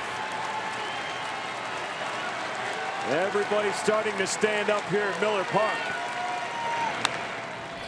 First pitch, pops it up in the infield. Galvis makes the catch, and that will do it here in Milwaukee on this Sunday afternoon. And the Phillies rally to beat the Brewers 5-2 is the final score here, and they salvage the final game of this series. And the Brewers now hit the road after this big 11-day 3-city road trip coming up. We'll recap this game, get post-game reaction all coming up as we send it out now to Jeff Grayson getting ready for Brewers Live. Jeff. All right, Craig, our Brewers gave it a ride in that 9th inning, but coming up on Brewers Live, presented by Ascension, we'll look at what went wrong with the bullpen. How about Brett Phillips with his first career homer? We'll hear from Craig Counsell and look ahead to the Pirates, who are playing better next.